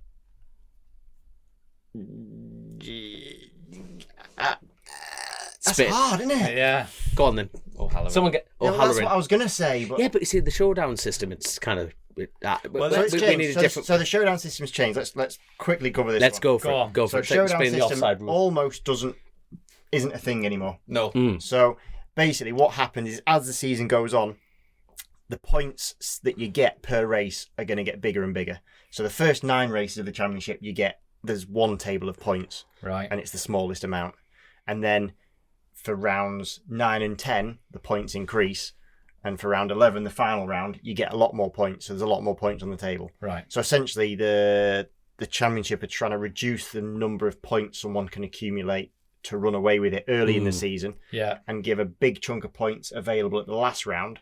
To almost give somebody a chance. Yeah, so I can't remember exactly what it is, but I think it's like, so normally, the normal point system, at the beginning of the year, the points is 18 for a win. Yeah. Then in the start of the last 3 rounds, so rounds 9 and 10, it's back to normal points, which is 25 for a win. I think it's actually slightly, the gap's closer, isn't it, between second and first? Again to close it up. Which again, it's and then for the last round, I think it's like 40 points for a win or something like 35 that. or something like that. So essentially there's like 35 times 3 available for last round. Yeah. Which is much more than 75. I knew I've that. just had to work I was just out letting then. people do it. Is it a better system then? I don't know. I don't know. You were very adamant in your answer there. You know what I mean? You said it's a better. No. Speaking of fancy, there's still a good chance there that you have another situation where I think it's mathematically impossible to win it before the last round, which is what they want. which is what they've done it for. so there's still a chance for and this is- somebody to come where you go, oh well, he's fucking got it in the bag, and then he hasn't Not got it in the necessarily. bag. Does that not So make that's it the better, whole though? point. So Yeah. essentially, if there's 35 times 3, that's 105 that's available for the last round. Quick I maths. hope that's right, because I've got that wrong.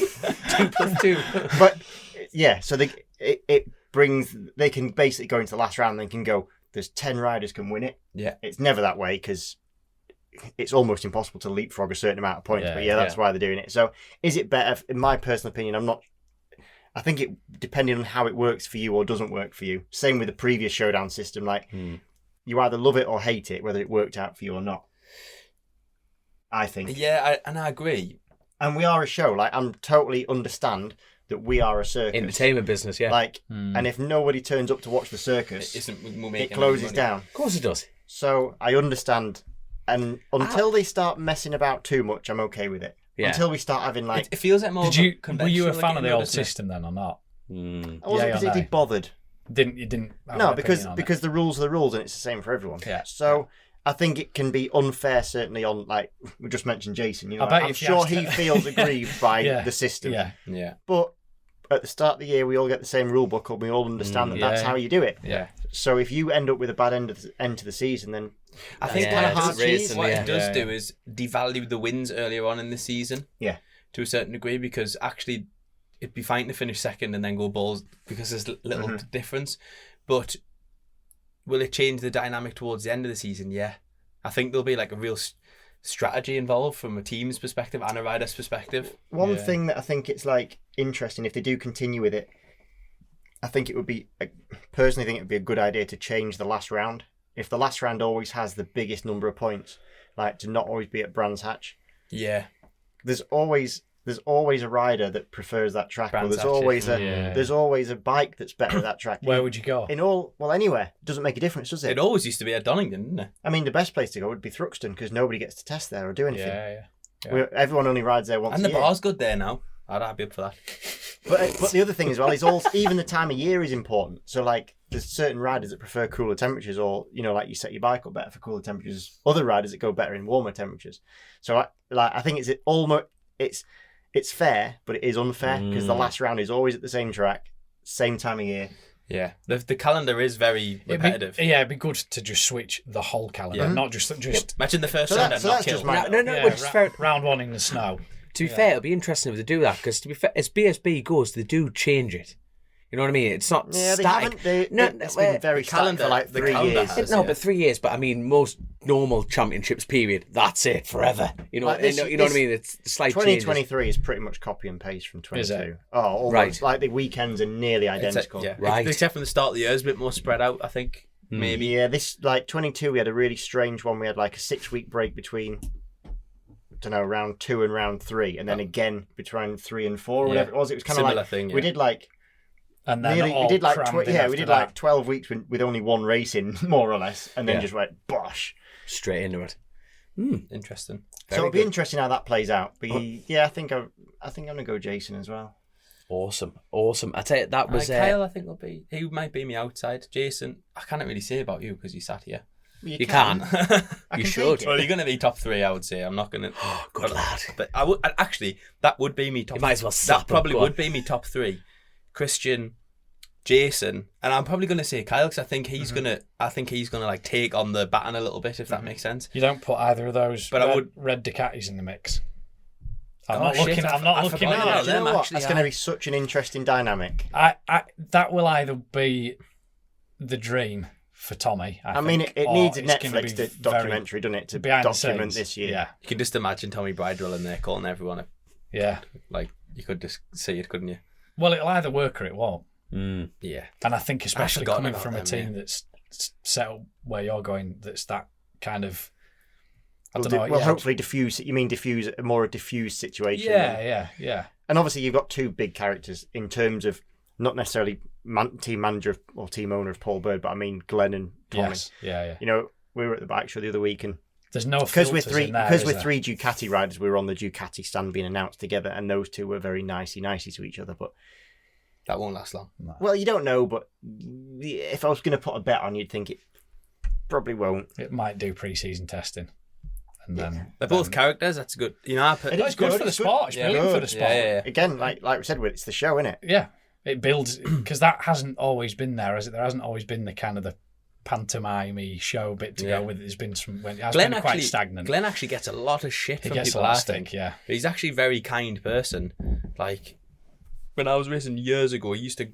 I could say this now, it won't matter. But he used to like come down and tell us what gear in the like. No lads did that. That's him in Supersport, and I was never a threat to him. But he just like a really genuine, nice guy. Would help you out in any way, and he just generally gets a lot of shit, I think, from people.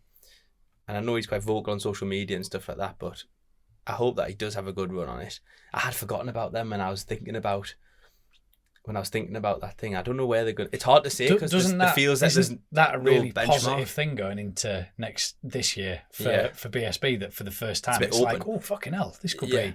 should be good, this, you know. And you're obviously in the mix of that as well. So leaving me out of it, I'm going to go Jason for me main pick, and my outside pick for the championship is going to be Lee Jackson. Oh, I forgot about Lee as well. Everybody always does. Very good shout. Go on, Joe. Do you know what, mate? I couldn't call it. don't be a I would shy say, bag. yeah, I would go with Jason as being, he's going to be there or thereabouts, 100%. Am I allowed to put you in the mix? No. No. But we'll be disappointed if he's not top 3. I'm going to say Tommy, assuming it works.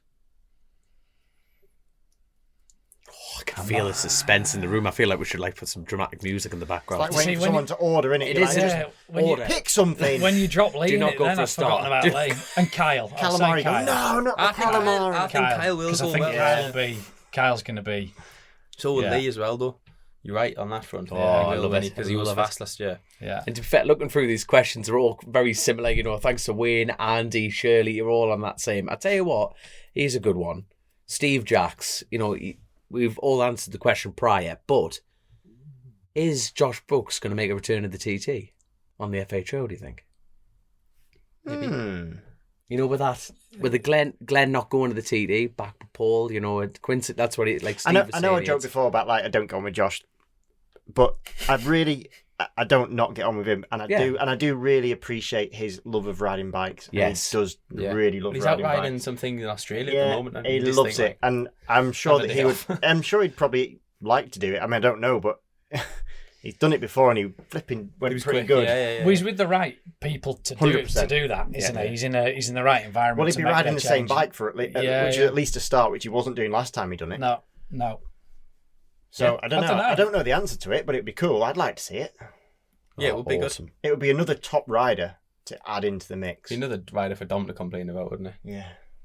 It's another one for you to If he beat. said It's another one for you to exactly, beat. if you beat Josh Brooks, that's argument for more money for you next year. I mean, a better ride. Zip money. I tell you what, I must hold on. Here we go. Looking through the comments today, I must say this. This is from Mark. Well, actually, Kate, Mark's other half, saying, "Chrissy, hold on. P.S. Love you guys. Chrissy will always live in a, sorry, let me start again. Getting emotionally tied up here. P.S. Love you guys. Chrissy will always live on in our memories. You guys are doing an amazing thing with this podcast, and more importantly, Grace." you're one hell of a lady. You know what I mean? So I had to read that out from Kate. So thank you so much. But like I say, we've gone through everything on that side of things. Jess has put something out about my plans, but like I say, we'll address that on the next side of things. But there is so much we could talk about. Could sit here for hours, couldn't you? And we have sat here for hours. And that's the good thing about it. You know what I mean? For more hours. Nah, but that's the thing. Every time when we started this, we were properly worried about like what we're going to see. I was properly like bricking it. You know, like yeah. I'm glad that we've got a few hours out. To be fair. And hey, we're never not gonna. But lads, I tell you what, before like finishing this, you know, I'm just thankful, you know, for you all. You know what I mean? The fact that we've all gone down this journey, you know, to keep Chrissy's legacy going, and it scares the crap out of me. I go to bed thinking about it at night, going, just don't want to let the lad down. And all of you have said the same thing, you know, on air and off. So I cannot thank you all enough. I can't thank the patrons, especially the Rouse family. You know, I can't thank them all enough. Definitely. And I feel, this is going to be mental, and it's probably going to fall on its face. But you know what? I'm here to land with you. No, it's seriously, lads. All kidding aside, thank you so much. Thank you so much. No, and does anyone else want to tidy up anything? Or I feel like I say, we're going to leave here and go, we missed something, we didn't do this. But the most important thing to all our listeners is that these lads are coming back.